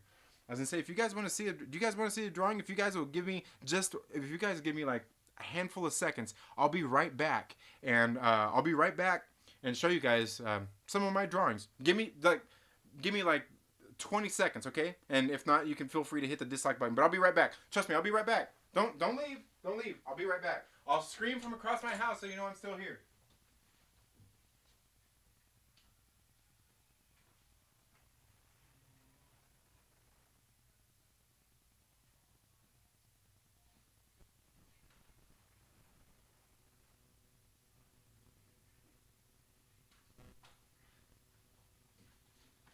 Okay, guys, did I get the dislike button? Did I get the dislike button? Did you guys dislike me? Okay. Um, Pop Culture BB says, I know one. I know. I know. I know of one morning movie chat that Trinity was really fucking swearing. Yeah, you do. You do. Yeah, I know. Here, let's find this. This is one of my drawings that I did back when I was in high school, and this drawing actually won me some money.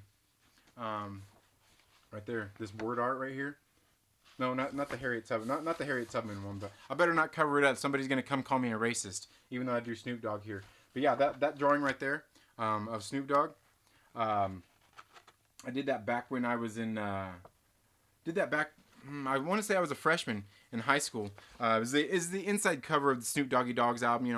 On the back when you open up the CD book. That was it. That I did right there. And through all of that, it's all words. It's all like letters and words and stuff. Like, it was supposed to be like something to do with the person that you were talking about, like a biography about him or whatnot. Just like kind of talking about them. Well, I did as much as I could about Snoop Doggy Dogg, and then I went in and just started put some of the lyrics from his songs in there, and then I actually went in and I even put some Anthrax lyrics in there because at that time we didn't have the internet, so and he definitely wasn't in any encyclopedias or anything right there. For doing that kind of stuff. You probably can't see this one too good, but this was a picture, the one I did of Mike Muir from Suicidal Tendencies. I was working on it. My friends had actually met him before, but this was from a show that he did. I only got it started. I didn't get it finished. Let's see. Oh, this one's terrible. This one's terrible, but that was supposed to be Fred Durst. Supposed to be Fred Durst. He was screaming into the microphone. It was a picture. I can't remember what album that was that he was on where he did that picture. That I got that picture from. I want to say was it a Korn album? Maybe.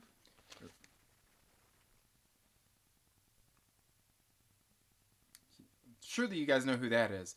Please tell me that I did good enough on that you guys know who that is. Please say it was at least somewhat decent enough to be so you guys would recognize who that is. Oh, and then here's another one too. Now this one right here, I kind of jacked up the hand on, but you guys might recognize who this person is as well. Right there. You guys know who it is? Do you? Oh, boobies! You know who that is? Do you? Do you? I'm gonna wait for you. I'm gonna wait see if you guys knew who those two if you guys knew who those were. I got this other one that I had started here. Ooh, yeah, ooh. That's one, dude. This was a long. These are kind of old, but this is one I've been wanting to do for a while. I got that one right there. I didn't draw. This isn't a drawing. This is a photo that I copied in black and white so I could draw. Oh yeah, you guys know who that is. Surely you do. But here's another one I did. Not one of my favorites. I'm not sure if I just didn't spend enough time on it, if I just need to finish it or what. But you guys would probably recognize that one as well. I don't know. Hopefully you will, right? I don't know. It is kind of shitty, right? It's not the best one, but yeah, it's. Yeah. I'll give you guys a minute to guess who that is too. But yeah, that's just some of the drawing I did, and these are all pencil. I do pencils. Um, that's what I like to do is just all pencils with the shading and all that stuff. Like I said, that one, oh yeah, you guys seen it. Let's see. Nice where he says I don't know the female drawing. Oh, are you talking about this one, or was it the other one? Was it Goldie Hawn? Because the one of them was Goldie Hawn, but yeah, the one of them was definitely Jenna Jameson. But the other one was this other one was yeah, this one right here. This one right here was supposed to be Goldie Hawn. Yeah, that's who that one was supposed to be.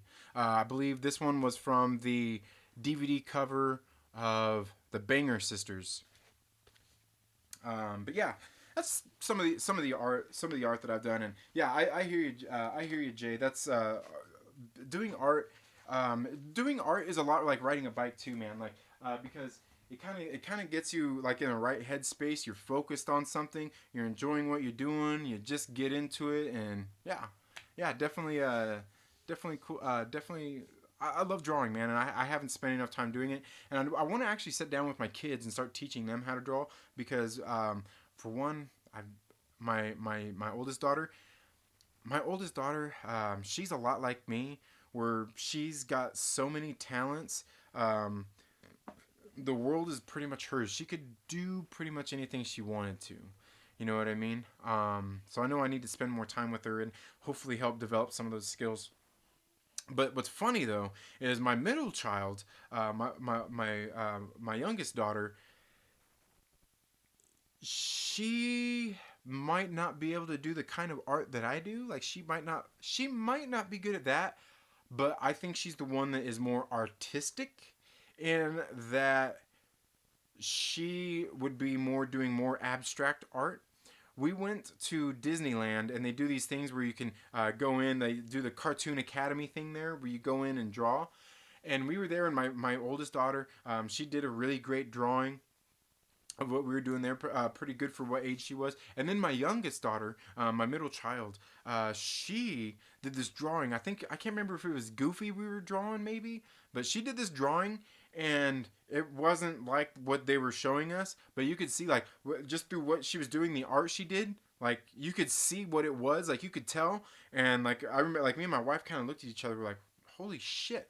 Like that's fucking great. Like it doesn't look like what they were doing, what they were teaching us, but the art itself was more abstract kind of art, but we could still tell what it was. You know what I mean? And that's just trying to. I want to try to develop all their different skills and things out there for that. Because that's our job as parents is to prepare our kids for the world. You know what I mean? And instill our values in them so hopefully we can make a better world out there for everybody, and that starts with our not only with ourselves but with our children. So that that's something that I want to do with them. I really need to spend more time doing those kinds of things with them, and that's a lot of times that's why I don't really do live streams and stuff on the weekends. For one, I'll record videos and stuff and have them maybe dropping over like the next week and stuff. But it's more like family time and stuff like that. But occasionally I hop in on chats and talk about those things from that. Lou says nice boobies. Thank you. Let's see. Wookie Supremacy says it looks like a wall smashed Goldie Hawn. Yeah, I think her the depth in like her face and everything. Yeah, I did. It wasn't the best. Like I said, you knew who it was though. You knew who it was. But yeah, certainly, hey, I'm willing to. I'm open to the criticism. I know my art isn't the best, but I think it's pretty good. Hey, you knew who it was. But yeah, LB knew it was Jenna Jameson. Mm-hmm. But yeah, Moira Kitty says, nice work. Well, thank you. Jay says, excellent drawing. Thank you. Jay says, oh, I know 2nd Street's trigger word bounding into comics. Nah, you know what? I've calmed down. I like I said, I don't really go to those websites or anything. I'm good though. It's all good. I'm not gonna let clickbait websites trigger me anymore. I swear I'm not gonna let them.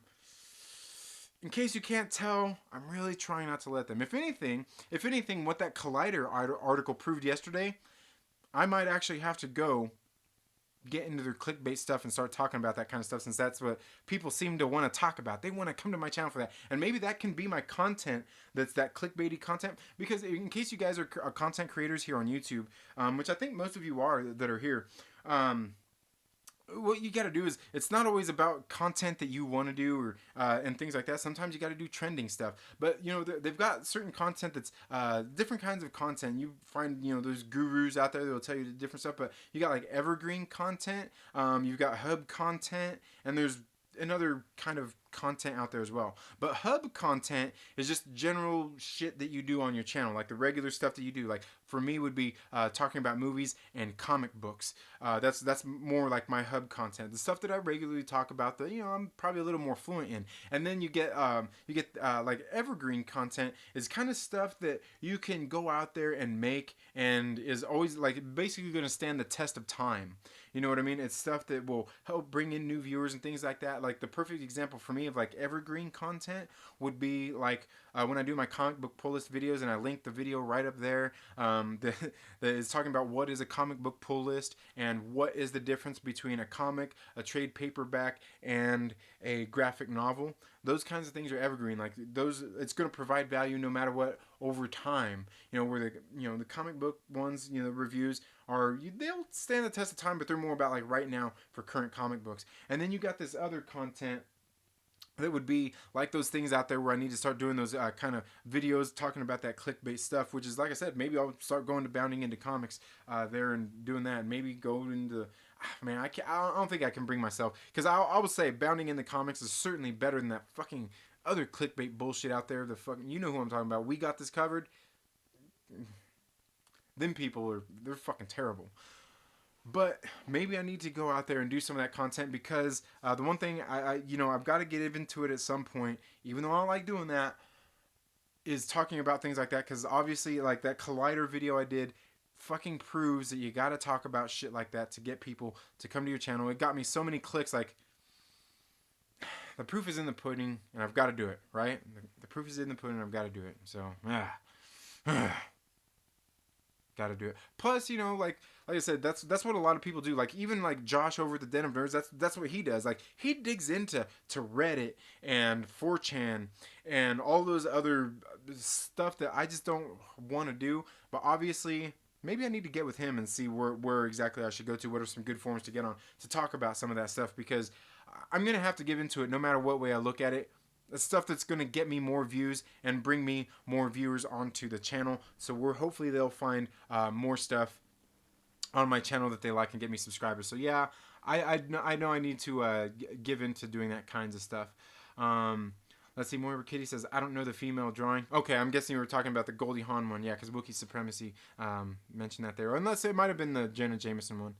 I am misguided. Thank you so much for being here. Says Google from Labyrinth. Google from Labyrinth.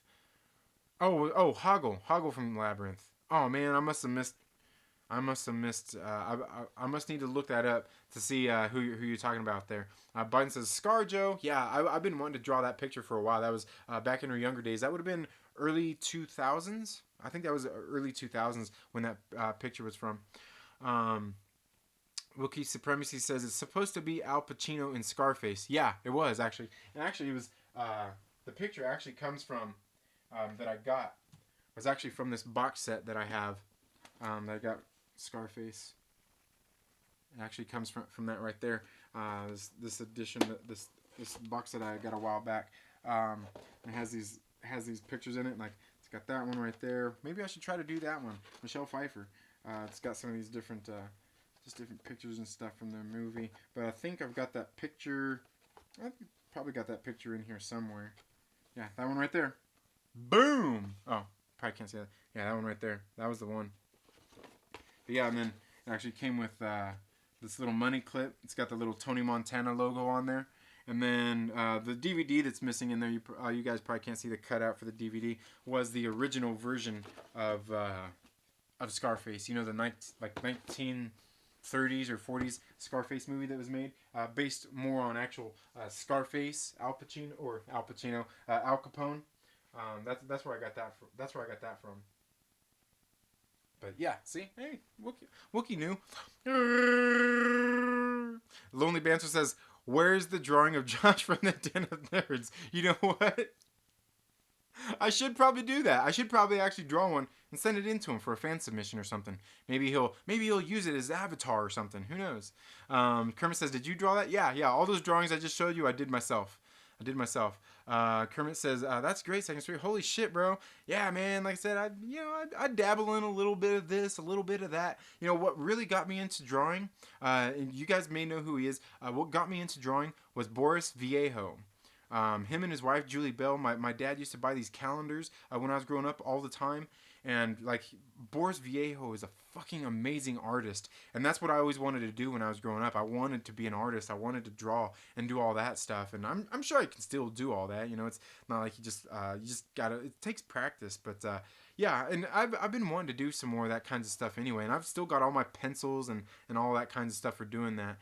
And then since I've gotten more into comic books, you know, I've even had a couple people here saying, "Man, you should make a comic book." And I've been thinking like, maybe I should. Maybe I should sit down and write a little script and build a comic book off of it. Although I got to admit, drawing a comic book takes a lot of fucking patience and takes a lot of work. I by no means think that that's easy. I don't care how good of an artist you are. You know what I mean? It can't be easy. Let's see. Man, it skipped on me again. Okay, there we go. Let's see. He did LB. Oh no! What? Oh, LB with his comment. Yeah, that's funny. Wookie Supremacy says, "If it's really good, Disney will steal it." Right? That's why you got to trademark that shit. Kermit the Log says, "At Second Street Marvel, you being such a good dad gives me hope for humanity." I do my best, man. You know what? Like, the way I look at it is like, you know, I didn't always look at it like this neither. You know, just growing up through life is, it's something I always tried to do anyway. Even when I was a little asshole, was we've got to honor our parents, man. We've got to do the best we can, not only to make a better world, but I've got kids, man. So I've got to do everything I can to make a better world for them, and I need them to make a better world for others.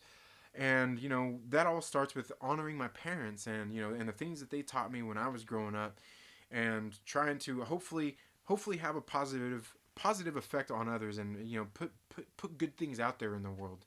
So thank you, Kermit. That means a lot, man. I'm not. You guys probably can't see, but I'm getting a little emotional here. I'm starting to. I'm welling up here, man. Thank you, Kermit. Thank you. I appreciate that. Wookiee Supremacy says, that's why they have that. Oh no, what I miss? I must have missed something. Angelos Draven, thank you so much for being here. Kermit the Log says, Trinity 2024 president. I can't be. I don't know. Can you be a felon and become president? I was born in America, but these days that shit probably don't even matter anyway. Wookiee Supremacy says, your art was on point. Goldie was wrecked for that movie. Great job. Yeah, she was, man. The plastic surgery and all that stuff. And man, believe me, when I was growing up, dude, like, I love Goldie Hawn, dude. She's fucking beautiful. And go look at her daughter, Kate Hudson. Isn't that her daughter? Yeah, Kate Hudson. She's fucking beautiful as well. Nowhere near what her mother was, but she's beautiful as well, man. Yeah, like I actually own that movie. Was How to Lose a Guy in 10 Days? Matthew McConaughey, hey man, like he's a good looking dude and he's a pretty good actor. So I bought that movie because Kate Hudson. Oh, man, she's hot. Lou says, all right, I got a cruise, mates. Take care, everyone. Take it easy, Lou. Have a good one. Pert Minded says, your salute to everybody. Well, salute to you, Pert Minded. Thank you so much for stopping by. And thank all of you guys for being here once again. Thank you to all 18 of you who are still here watching me flap my gums, man. It's fucking 10:48 here on the West Coast, man. What are you guys doing? Thank you. I fucking appreciate you guys being here. I do, especially for the Trailer Park Live, because we're having fun tonight.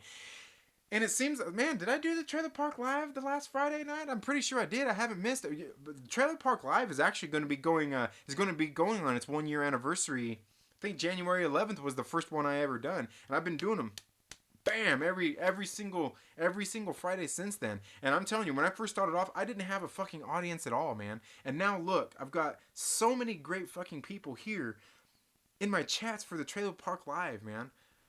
You guys should go back and watch some of those old Trailer Park Lives I did. They were they were not good. On my 1 year anniversary, we actually, me and drunk 3PO actually even went back and watched some of them, and we were, oh man, we were fucking rolling, dude. That shit was funny. Um, Angelus Draven says, dude, you're at 955 subs, almost 1K. Yeah, man, it's slowly growing. Like, these last 100 or so have been going a little bit slower, but that's okay because they're the ones that I'm really earning. You know what I mean? And it's been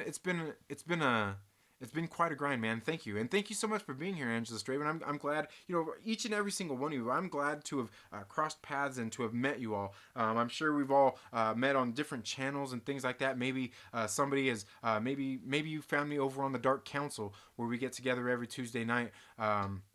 With all my brothers from the Dark Council, with Drunk 3PO and Lord Callus and Abu Nas and Damajanai and Fatal J.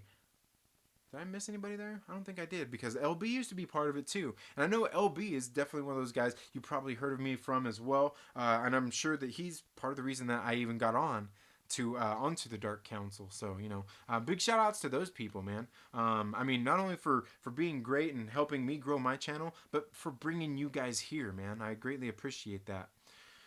Um, Let's see. Oh, Fatal J. That's the other one. Did I mention Fatal J? Yeah, him too. Yeah, Fatal J too, man. What's up, Fatal J? How you doing? Curtis YZ. What's up, my brother? How are you doing? Scent of Hooah. Yeah, man. I know what you're talking about. I haven't seen that movie in a while. I need to buy that one. That is a good one. Scent of a Woman. Yeah, that is a great movie. Probably one of Chris O'Donnell's best movies that he's been in. Wasn't he the? Yeah, he was the one in that. Yeah, great one. Biden Test says, nice. That Monday clip is cool. It is, and I've always wanted to take it and use it, but I'm like, no, keep it in there. He says, I think I'm a rare one. I dislike Scent of a Woman. Really? Interesting. I get it. I could understand that. Tommy says, Boris, Mistress of Fire. Is that like one of his like art drawings he did? Like I don't know like names of them. Like I don't even know if he used to do books and shit like that. I just know that he does great work. Oh man, look! All of a sudden, all of a sudden, all of a sudden, I'm sure it's probably dropping frames on your guys' side. I apologize. Looks like OBS is wanting to give me a hard time now. All of a sudden, so I apologize for that. Um, Let's see. I'm this guy that says my tattoo on my leg is a charcoal of Boris. Nice, nice. That's pretty cool. And let me know down in the comments below, guys. If I'm way behind on the chats here. If that's dropping out on for you, I'm sure it is because it's showing that I'm in the red here. Yeah, it's. I'm sorry, guys. Apologize. I do. Not much I can do about it. It looks like it's picking back up here. It looks like it's picking back up. Still in the it went down to 666. Yeah. Anyway, guys, I apologize for that. Maybe Fatal J is here, jinxing me, man. Are you jinxing me, Fatal? I'm kidding. I'm kidding. Let's see. Biden Touch says, "Hey Curtis, I haven't run into you for a while." Yeah, I've been seeing Curtis. I've been seeing Curtis around out there. I think he's been lurking in some chats here and there. I've seen him out there. Fatal J is saying what's up to everybody. Curtis YZ says, "Can you tell I'm on my PC now?" Oh no, I can't tell. What happened? Did I miss something? Pop Culture PB says smoking. Yeah. Oh yeah. It says no. Fatal J says, then that mean it's on Trinities, and yeah, it's man, it is. It's dropping frames like a motherfucker, man. Yeah, it's in the red. So yeah.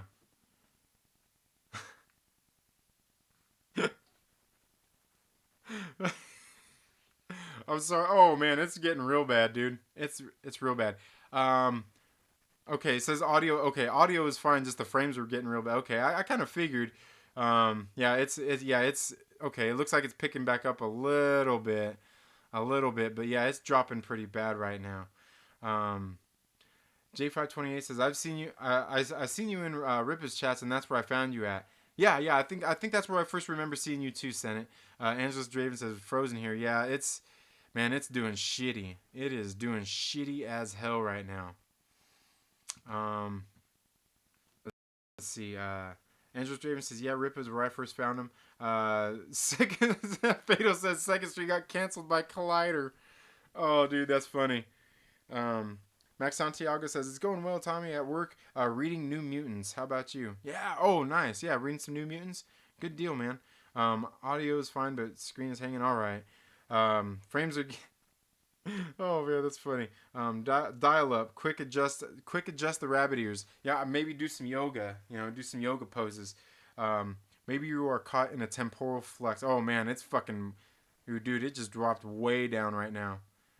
I don't think there's much I'm going to be able to do. I don't think there's much more I'm going to be able to do about that. Let's see. I wonder if will doing that change anything? Is that going to change my frame rate? Will that help me out? Let's see. Ooh. What about if we go there and do that? Nothing's going to help it out right now. Yeah. No. It just don't want to be nice to me. It looks like it's dropping frames. It looks like it's kind of picking up a little bit. But anyway, guys, I've been going for a little while now here anyway. Ooh, it went into yellow. We're doing a little bit better. But guys, I think, we've been going for about 2 hours here now anyway. I appreciate you guys showing up here for the live stream today. Anytime you guys show up to the Trailer Park Live is always a great time to spend some time with you guys. Again, I do I do apologize about that.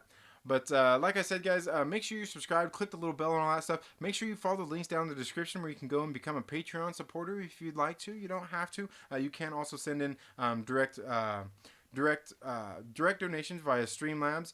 Do greatly appreciate anytime you guys show up to my live streams and do any of that. That's funny, dude. It's all fucking tripping, isn't it? That's just hilarious. Man, that's funny, dude. It's funny it's doing that. He says, we're still here. Yeah, it's all good. But guys, I'm kind of tired. I'm getting a little bit tired of all the traveling and everything I've been doing today. But again, I do greatly appreciate you guys showing up anytime that you guys are here to watch me flap my gums and just talk about stuff going on out there in the world. I do greatly appreciate it. But I am going to go ahead, since OBS is kind of acting up and everything here anyway, guys, I'm going to go ahead and call it a night. I hope you all have a very good night. I hope you all have a great rest of your week. Hopefully, you have a great weekend as well. I'm going to get some, like I said, go check out my comic book pull list that dropped. I'm going to be doing some giveaways as well. So make sure you go check out Make sure you go check out that video, and we'll see you guys in the next video. See how bad the scene is. Oh man, it dropped down to 0 again. But you all have a very good day. Have a great rest of your week. Have a great weekend, and we'll see you all in the next video. Later.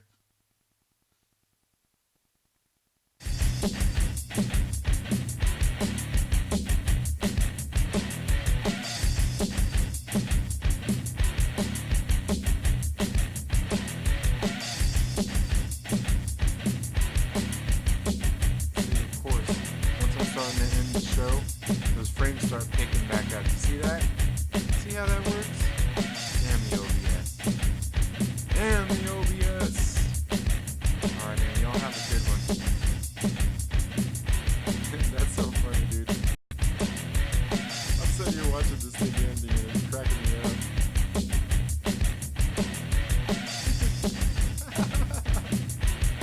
It's like watching a stop action. Maybe, you know what, it's I don't think it's dropping frames, you know what it is, it's, what's the guy's name, it's a Ray Harryhausen. Ray Harryhausen is directing my video now. Of course, and there, it picks back up. Y'all have a good one, man. Godspeed, frame rate, later. Alright, man, y'all have a good one. Peace.